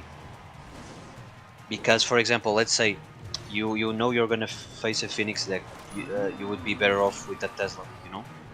But yeah, Bomb Tower also helps against RG. Did Canary disconnect? Oh, maybe. Yeah, that would he be... leaked a lot. He leaked oh, he leaked a lot. Yeah, he disconnected. Oh boy. Oh, that's no fun. Well, yeah, you are required to maintain your own internet. Chivas Esports will take our first set. So one of the hard parts about playing remotely, folks. Yeah. Also, Cannon doesn't do amazing against RG right now after the nerf. Sure. That has been a pretty big change. Let me get my last bites of my sandwich in here, and I'll be done with my sandwich entirely. Take a look at the stats, or at the rankings here for a second. You can hear that I do have some food in my mouth.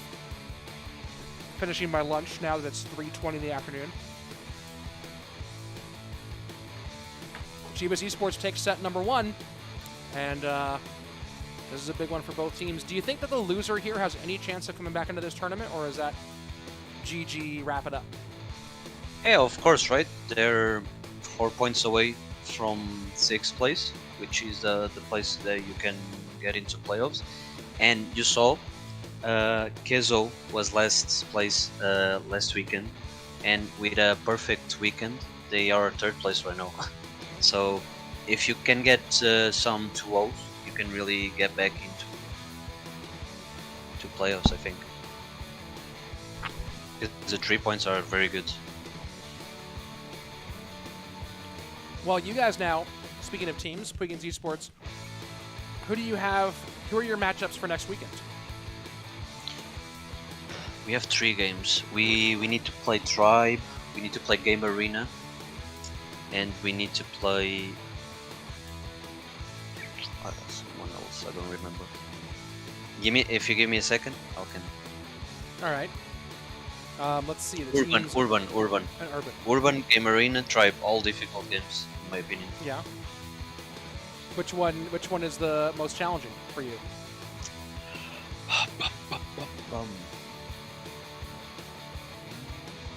Not sure. Strategy-wise, Tribe. Urban, maybe skill-wise, but I'm not sure. Fascinating. You know, I think most people would have picked that the other way around. What is it about Urban skill-wise that puts them in that conversation? I don't know. You've been seeing Mini and DOoOM really playing well, and like Dominic, he doesn't really care if he wins or loses, so he's always a tough opponent to face, right? Yeah, that's a good way to put it. Rowan asking, do I know Clash with Shane? Yeah, I saw Shane at CRO World Finals Helsinki.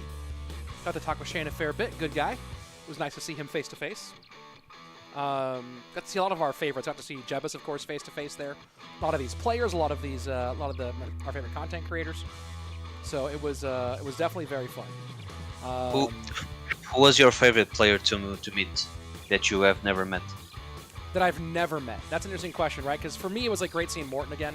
You know, I've known Morten since he was a first season kid in the league overall. So, yeah, that was pretty cool. Let me think. I gotta think about that.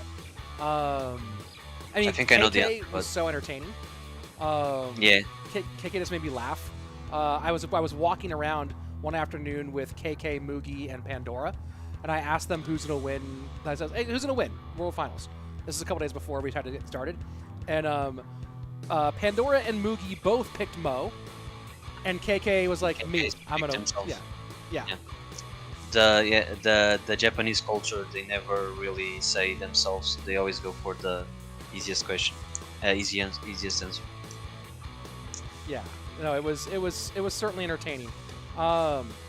It was nice meeting him. It was certainly nice meeting Mo, and we've only ever spoken through DMs before, so it was nice actually getting face to face and getting to talk. You get to speak with someone who knows the game so well. Getting to ask him questions, and then often when I ask questions, I half know the answer beforehand. With him, I was always going, "Oh, I know nothing. I know zero things about this game." So that was really fun to have those conversations. Yeah. Who were you gonna guess? I'm trying to actually remember. I'm trying to remember who was it. I was gonna say Mo. Yeah. It was certainly. Yeah, go ahead. It's cool. It's cool to ask him stuff, and then he answers, and you're like, "Oh, really? I didn't know that." Yes. He has that effect on people. Yeah, that was essentially it. Was it? Every once in a while, you have a conversation with somebody that blows your mind, and every time that we talked about Clash Royale, it was again the exact same thing, just kind of a next level readjustment of how you think about things. So that was an education at the very least. Rich Slayton this Slayton is so blind, and always saying that Light is good. Meanwhile, Morten is way better than that guy. Light has someone recommending him Dex. That's it. I've defeated Light many times in the ladder. This is the most out-of-pocket comment I have seen today. That's craziness. Anybody who thinks I am the biggest Morten fan, and anybody who doesn't realize that has no clue. I'm definitely a huge fan of Morten. Morten's is my all-time favorite player, and a really good guy who I'm a friend of mine as well. And Morten would also agree with me that Mo is the better player right now. So. Yeah, I don't think Morten has a lot of haters because it's kind of hard to hit him. And very interesting I don't know deck from. Yeah, very strange deck here. I don't want to jinx it. I think it's a elixir collector deck. It might be E-Golem with arrows. That'd be weird. I think it's an elixir collector deck. I've been seeing these on the ranked modes. You usually don't see this here because you're facing pros, but maybe Canario knows one or two things we don't know, and he can use it here. He really got a lot of damage in the beginning, because this deck you can really get your opponent off guard in the beginning. And comment of the day from Islapong, one more time, Canario has been demoted to Canario. So from 3 O's to 1 O, whoever did the overlay for this today. Super funny. You see the monk with the rage really shuts down the RG. So is this no win condition? This is just is there a mirror and that's all this is? Probably. I think that's it. You can really see why Phoenix is so strong. So Canario's just gonna Phoenix spam here in game number 1. He's just gonna monk, 3-card cycle, spam Phoenixes. Yep, there you go. There's the mirror. This is filth. This is filth. Flim, flam, and filth. He actually played this deck quite a lot, for what I'm seeing here. So he probably knows how to to play this. What do you mean knows how to play it? You just put the things on the board a lot. He really knows how to. He really knows how to take advantage of the opponent's spell, I guess. You could say. You mean he really knows how to put cards on the board? This is that's. I think Ardentoas buys lightning, so he never had a chance to play. That's the funniest thing ever. And Canario with a little BM here in the end. he really knows how to play. Just put Lightning. as many Phoenixes on the board as possible. Since you see some BM in the chat. Since he had lightning, it was a very good matchup for Canario actually, because the E-Spirit Monk really shuts down. Hey guys, we're less than 10 subs away from 88K. Do we have 9 subs in the chat? Yeah. Do we have it? That would be beautiful. Anyone else think that was the most ridiculous? Let's just look at the deck here. Let me go ahead and bring the deck up while we're waiting for the game. Does anyone here think they would have difficulty playing that deck, out of curiosity? Anyone have any questions on the technique behind playing the Phoenix Pump Mirror Rage deck? Anybody need some advice on it? I still think it's hard to play it against a pro, right? I mean, it's possible that it's hard to play that against a pro. Like, there are almost no matchups where I go, oh, I think I could do that as well as what I just saw. And Jebus, you know me, I think I'm trash at this game. I think I could have won that. That's my opinion on that deck. Is I think I could have I think I could have won that one. That was bananas. Let's go into our next one. Ardentoas got done dirty, says Positive.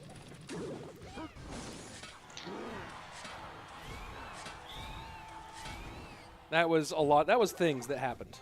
And here we go. Canario switching back to a deck, to an actual deck.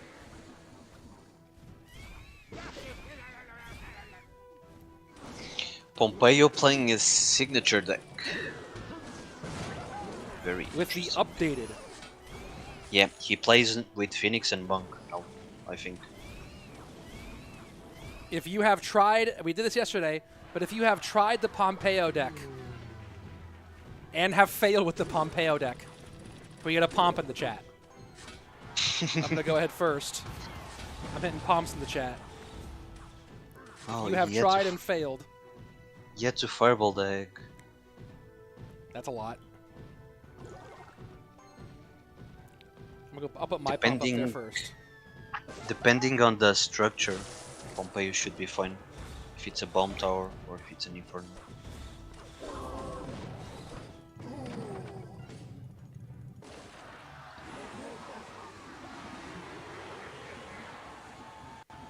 Wait, someone said Rich, look up. What am I looking at?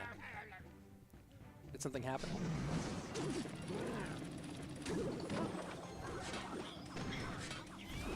Oh, now I know why. Now I know why Canario BM'd Ardentoas, because Ardentoas said in the chat, "Thank God." So maybe Canario got mad. Interesting. It's good. It's good. We need action here. You saw that zap, right? Hold on, I was looking at the chat. But I'm going to grab it. Pompeyo had a minor egg down, and the egg was gonna die to the tower, and he zapped it, and the Phoenix got back up, and he got a lot of damage with that. That was a really good play. Boom. He probably does that a lot since his deck has a minor, and he can pull those type of plays from time to time. In Canaria's bomb tower, I think he will struggle a little to defend Pompeyo's pushes.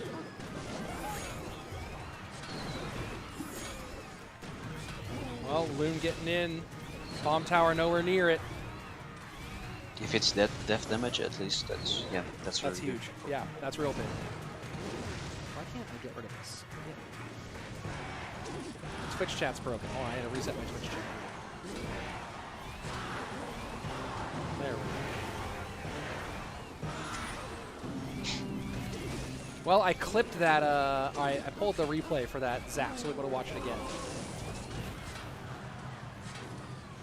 Pompeyo one fireball, one zap away.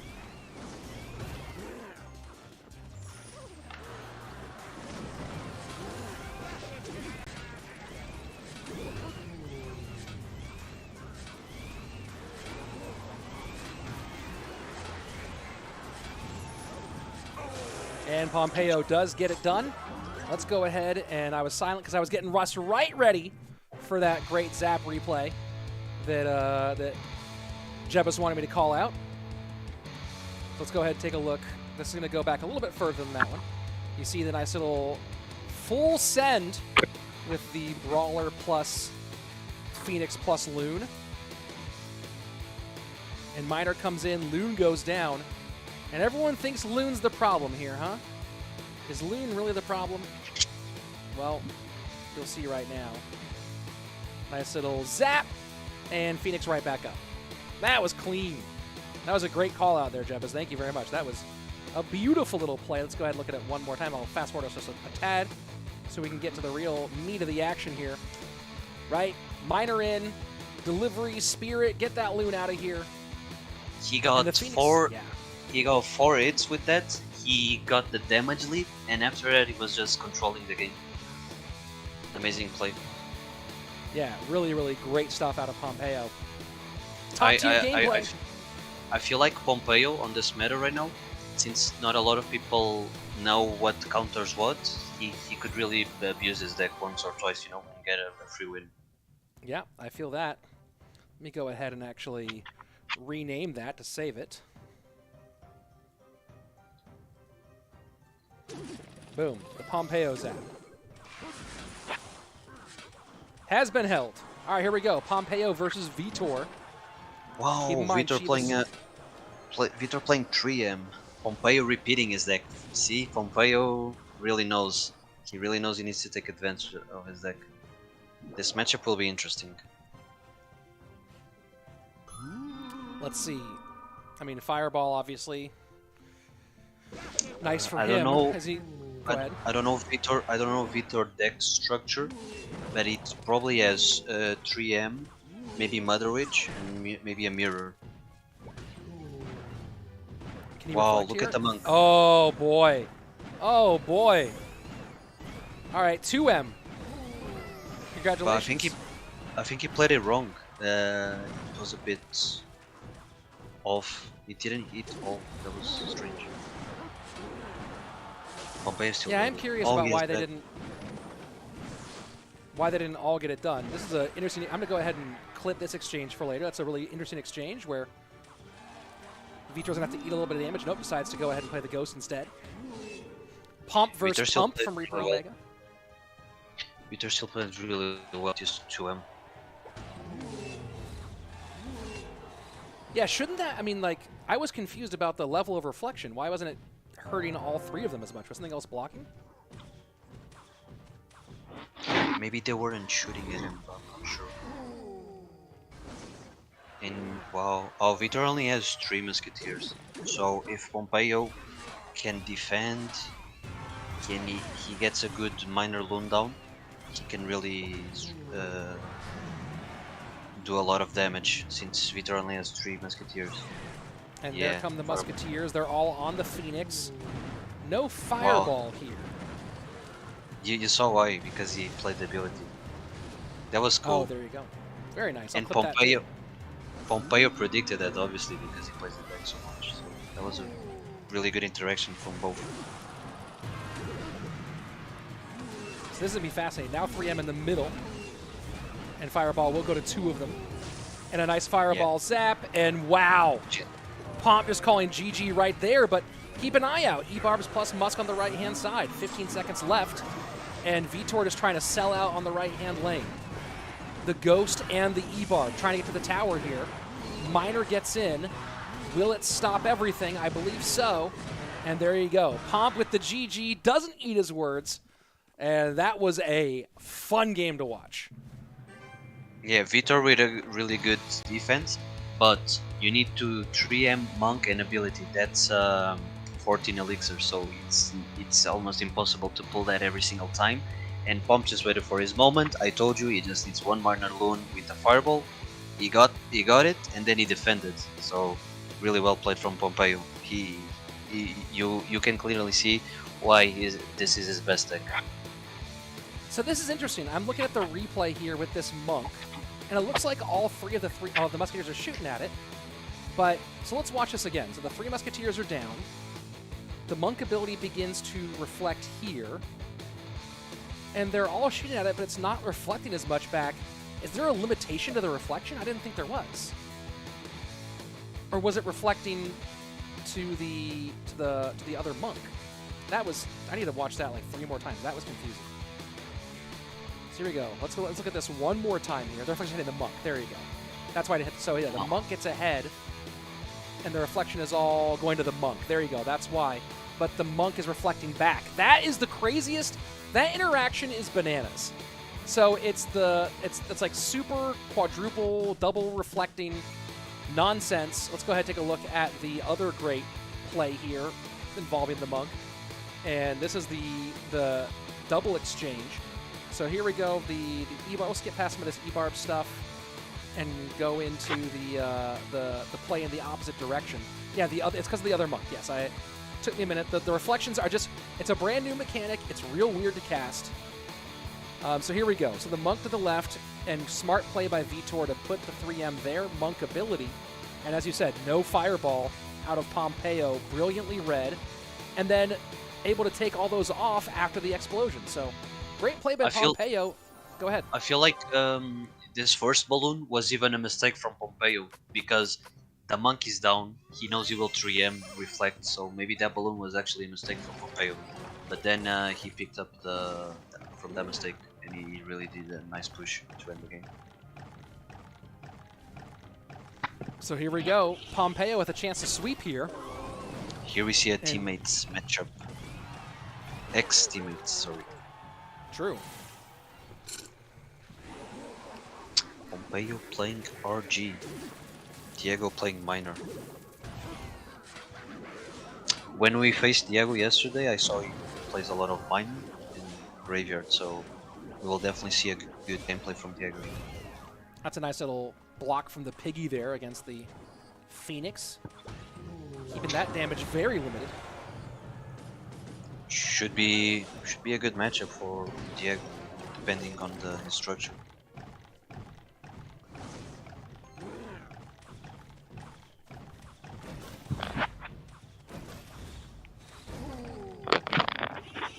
Pompeyo putting a little pressure on the left-hand lane.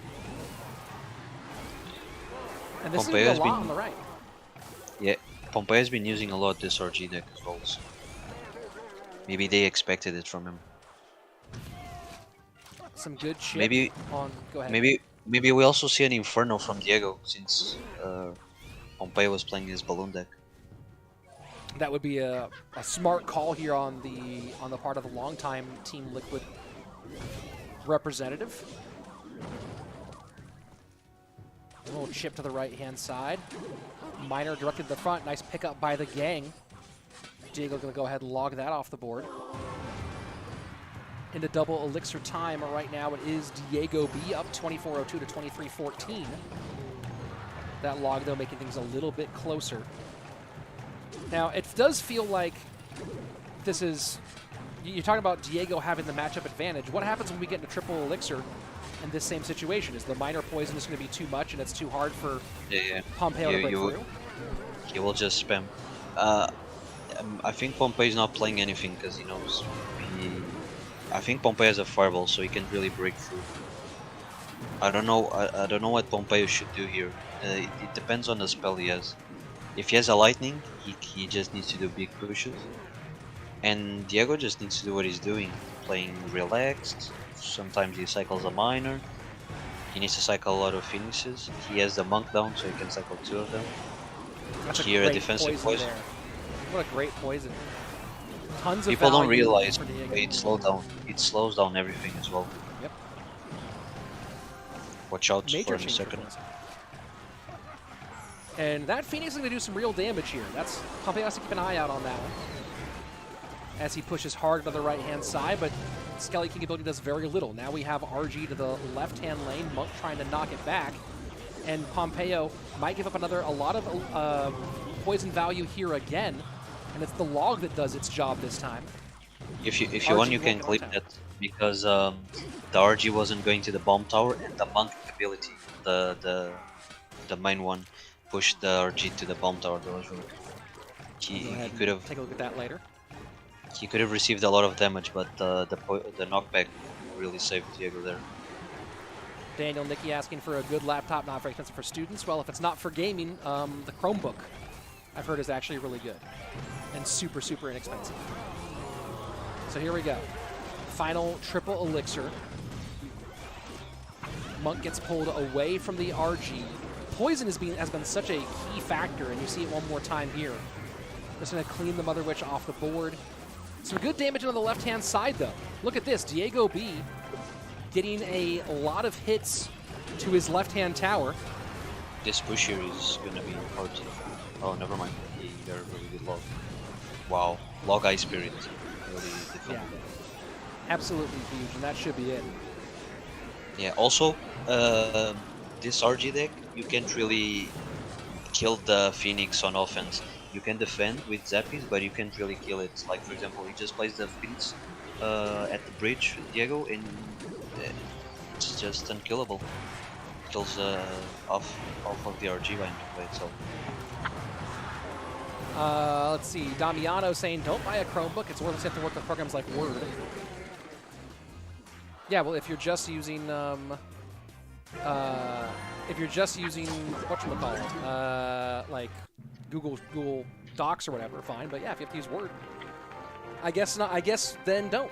There you go. Boom. Let me go ahead. And Diego saving one match point here. Yeah, that's potentially huge if he can.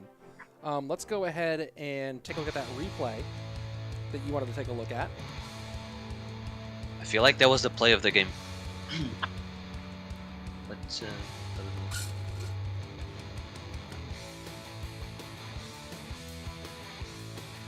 go ahead and ban you. Should be it. The poison wasn't really the greatest poison, because you could pressure the other lane, and you will see it here. Let's look at this one more time, as I was busy banning something from someone from the chat. So here we go. The cleanup is so easy on the right-hand side. RG comes in, and the RG is moving away around the Fisherman, and look at that Monk, pushing that RG right back to the bomb tower. So RG was going around to the left because that Fisherman had planted its feet. Monk says, excuse me, sir, there's a bomb tower waiting for you in the middle. I feel like Diego was really in control of the game throughout the game, besides on this push. If the Monk didn't push the RG, he would have taken a lot of damage, and maybe Pompeyo could have won. That ability really saved him there. I don't know if he did it on purpose or not, but yeah. All right, here we go. I'm curious about, like, because again, we've talked about this earlier. The Monk's knockback is, I think, going to be a really key feature as you see plays like that getting made. But also, there's the possibility of the betrayals, right? We saw yesterday. I can't remember what game it was, but a Monk knocked the Executioner to the opposite lane, right? And then there was this big XE plus push that stole a game. Man, what was that? What game was that? But some of the unpredictability as the cards all move around of where it goes.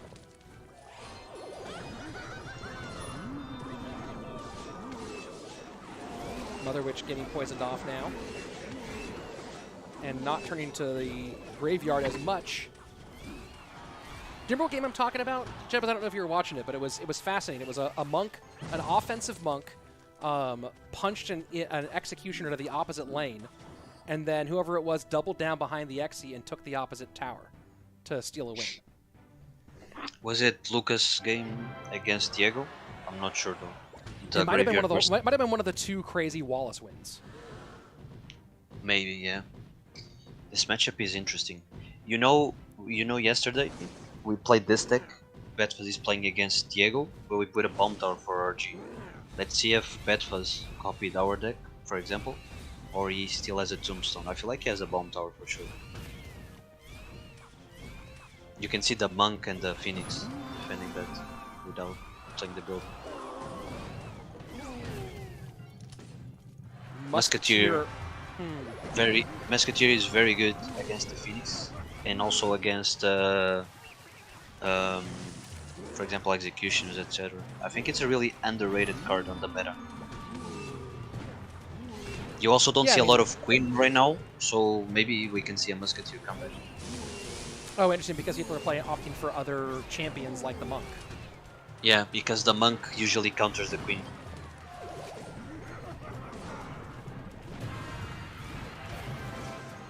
The Lightning will be Betfas. very good for Diego. Sorry. No, that'll be huge. That'll be huge, assuming that he gets the right opportunities for it. Muskie does not get the damage on the left-hand tower, so here we go. Final 15 Yes, seconds. Maybe And they copied the deck pick. possibly, and that's a nice little log. Oh Wow. my word! What an ability from the Monk. Counters the log and completely shuts down that RG push. Now still tanking on the right-hand side. That's going to be some real damage on the right-hand lane too, plus Graveyard push in the left-hand lane. I'm going to go ahead and clip that. What an ability out of Betfas there. And this Graveyard left-hand lane, this might be Towers in a whole lot of trouble, getting chunked way the heck down. And while it's not all the way done, man, that's going to be difficult for Diego to hold off against. You can also see why Graveyard is so strong right now, because you have the Phoenix, you have the Monk, and the Musketeer is also good, and you have the Bomb Tower as well for the RG, so solid. And Diego can't really kill his Phoenix. And that's crazy. Diego gets crazy lightning value on all three, but Monk survives it, reflects, and that's a GG. A 2-set sweep for Chivas Esports, earning 3 points for them, and Team Liquid gonna get a 0 and stay at the bottom of the table for the day. What a crazy day. I think that was sweeps in every single match. Let's go ahead and Betfas queue played up. this one very solid. Let's go queue up a It was little very- replay. It was very hard And- for Diego. Yeah, very hard indeed. So I think this is we're going to look at the Monk play on the right-hand side. Keep an eye on that Monk over in the right-hand lane. It's going to go to work defensively against this RG. You see Monk, and check out this Monk ability, predicting the log. What a brilliant prediction that was against the log. And now, of course, DiegoB has a lot to deal with in the right-hand lane. He has to end up spending on that right-hand lane, which means completely open for this nasty Graveyard push on the left-hand lane. Let's look at that prediction one more time. Man, that's going to be the Monk again. I think the Monk ability is going to be the most interesting thing out of these cards. And man, yeah, just sees the log coming. He almost baits the log there and says, "I'm going to ruin your log situation." And GG's. People haven't figured it out yet, the mind games, etc. But we've been seeing a few from time to time. We saw Morten Mo, where Morten deflected 2 logs from Mo as well. So It was a whole lot of fun. anyone can fall for that trick. And taking a look at the final standings at the end of our 4th day of competition, you see Chivas Esports earning 3 points with the clean sweep. And we saw a lot of movement today. Especially when we started things off with the big Urban Esports win over Tribe Gaming with the clean sweep, denying Tribe any points, moving Urban up into 2nd on the back of those 7 points. And then, of course, Puigins Esports, as my co-cash took a break, with the nice sweep there against SK Gaming to take firm control of 1st place and most likely have guaranteed themselves a place in the playoffs. I'm pretty sure it's mathematically impossible to be knocked out at this point. After that one, it was Team Queso against Gaber Arena, and Team Queso doing the same thing, coming from way behind. 2 sweeps this weekend from the bottom of the table all the way now into our top 4 for the cheesy ones. And then, as you just saw, Chivas Esports putting the work on Team Liquid. And I do see a nice little 2A. Congrats on 88K. Wait a second, Daniel. Let's take a look. As it goes, are you gonna, come on, get out of here. There we go, 88K! Hey, thank you very much, everybody. Appreciate everyone who was watching on YouTube for the 88,000. On that way to 90, and then from there to 100K, we'll get that. We'll get one of those play buttons to put somewhere in the setup behind me. Man, this is a lot of fun. Jebus, thank you so much for joining. It was a blast having you, and we talk about getting to talk with Mo and learn so much. Having you on here is certainly a similar pleasure. Thank you. It was an honor to be on the stream, and maybe we can repeat it once again. sometime Would soon. be a blast. I'd love to. For those of you watching on Twitch, stick around for a minute. We're going to find someone cool to throw a quick raid to. For those of you on YouTube, thanks so much for watching. Thanks for the subs, 88,000. Very, very cool. I'll be doing the Snapdragon Pro Series next weekend, so we'll keep an eye on the esports.clashroyale.com. We'll keep an eye on the Clash Royale Esports Twitter account, and of course in-game for the alerts of where the English broadcast will be next weekend. We're still trying to find a home for that one. Otherwise, I'll be seeing you guys a little bit after that one, of course, the Snapdragon Pro Series on YouTube. Thanks so much. Twitch, see you in a minute. And always, be excellent to each other. Mwah. See you guys. And where's the... You know what? I forgot to hit... You know what? I had all that send-off. There's my send-off. Okay. Mwah. Bye-bye.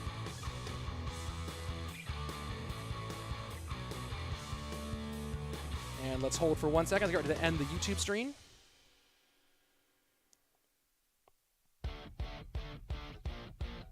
And the YouTube stream